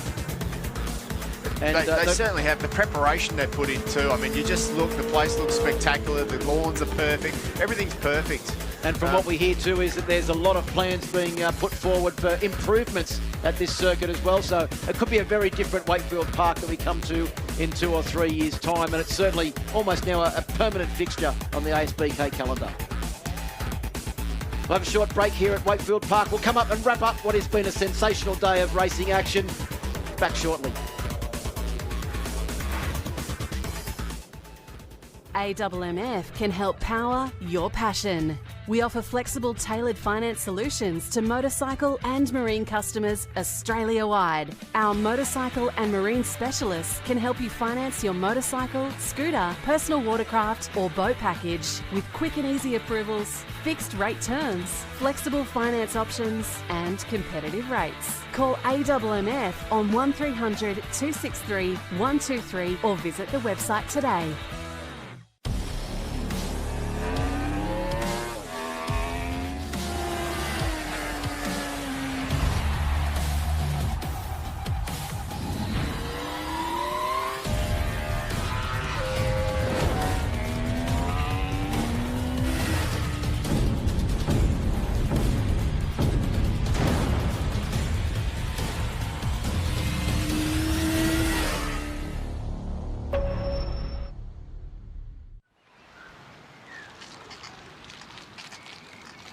We'll race anything around here.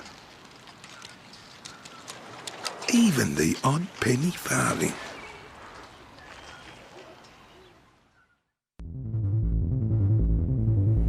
When you ride the most advanced Kawasaki Ninja ZX-10R and you have proven yourself over and over, there's only one rider left to face.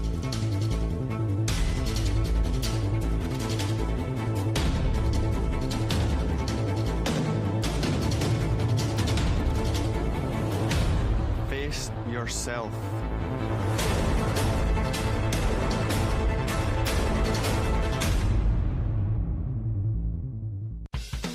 Spectacular Darwin never moved so fast.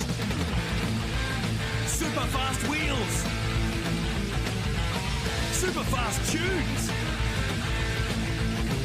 Super fast entertainment. Super fast fun. See Darwin super fast at the Merlin Darwin Triple Crown, 18th to 20th of June at Hidden Valley Raceway. Get your tickets super fast.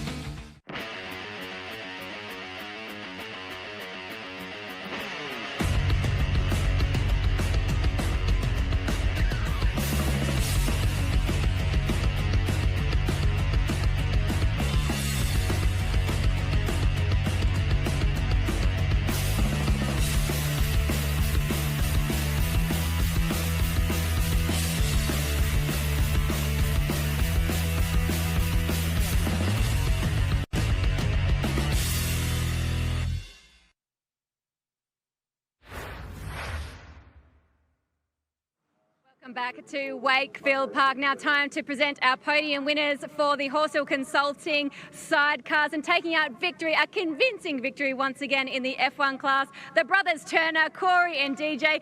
How is anyone going to stop you guys? You are absolutely flying out there. Well, hopefully no one, to tell you the truth. But nah, the team's done an awesome job with the bike all weekend. Big thanks to Fire Pro, Butters, Rukondi and Brudon Cuthbert. Yeah, the whole crew's done an awesome job, and it just shows in the results.